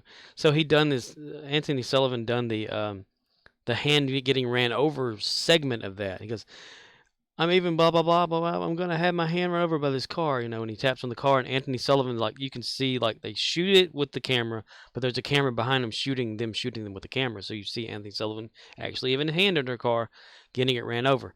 So he says, "See, Billy, nothing wrong with my hand. Doesn't even hurt, you know." Billy goes, "Okay, I'll do it." And then that's when Billy does his part of it, which is seen on the camera. So he does have his hand ran over. I need to get me some Impact Gels, damn it. I remember that episode. That show was so cool. It was different. I love behind the scenes things. It's so interesting. But, okay, from one sociopath to the rest of you. I'm going to call it an evening. I'm not going to bother with that whole red shirt Just thing. Call Makor says, "Thing that is more interesting." Murdoch says, "Scorp, you're not psycho, you're just full of shit, but we still love you. Sweet dreams." Just Call Makor says, "Is that?" Just Call Makor says, "He does the spot."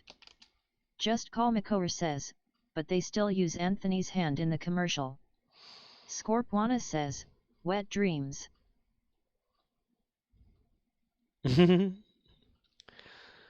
Oh, is that it? I don't remember that.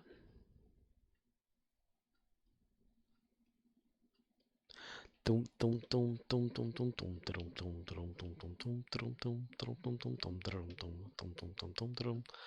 was a good show. Didn't they try to make like a second season or another season of that after Billy Mays passed and it didn't work out? Oh well, never mind. I'm not going to keep asking questions and keeping everybody awake. That's my intention is not to bore people with bullshit. Bullshit. Fuck you! You need to shut the fuck says, up! BattleBots. BattleBots. I watched a little bit of that before. I think Adam Savage and was it Grant Imahara or whatever did some of that stuff before or during Mythbusters. I think I can't remember. I think I can't remember, and I'm right. I can't. Pyro Communist says, that's a thing? Yeah, BattleBots.